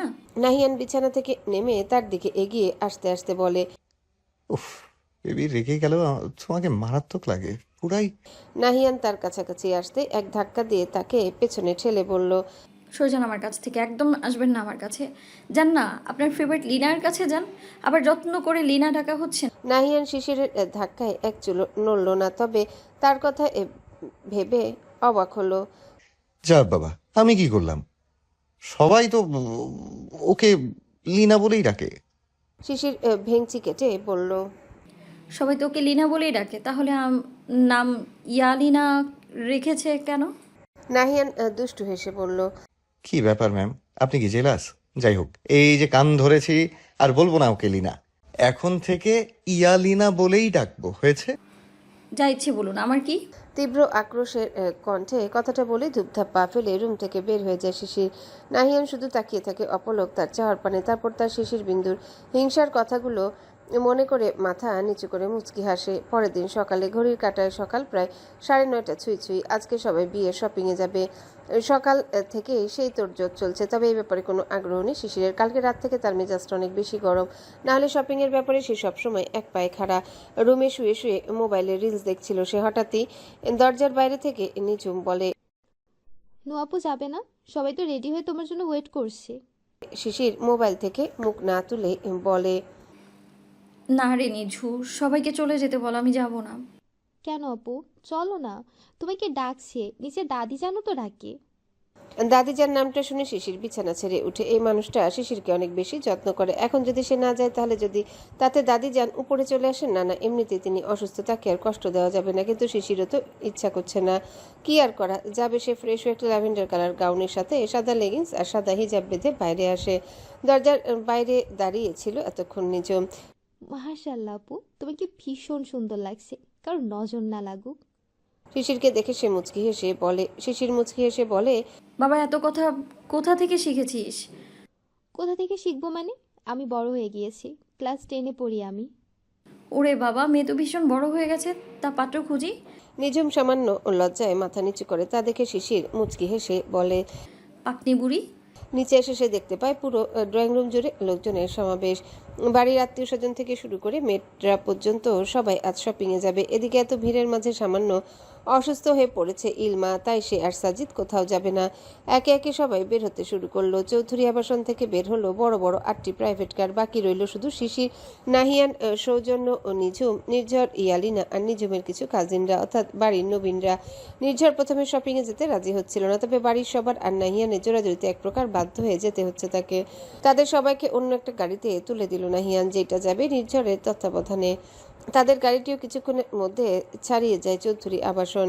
শিশির থ মেরে দাঁড়িয়ে আছে। নাহিয়ান সেদিকে তাকিয়ে বাইকে স্টার্ট দিতে দিতে বলল, কি ব্যাপার ম্যাম, এই গরমের ভেতর এখানে দাঁড়িয়ে থাকবেন নাকি? তা কি করব? আপনি শপিংয়ে যাবেন না? কিসে করে যাব? গাড়ি তো চলে গেল। নাহিয়ান নিজের বাইকের দিকে তাকিয়ে বলল, কেন, বাইক পছন্দ হচ্ছে না? গাড়ি বের করতে বলবো? নাহিয়ান পাশ ফিরে ড্রাইভারকে ডাকতে যাবে, তার আগে শিশির বলল,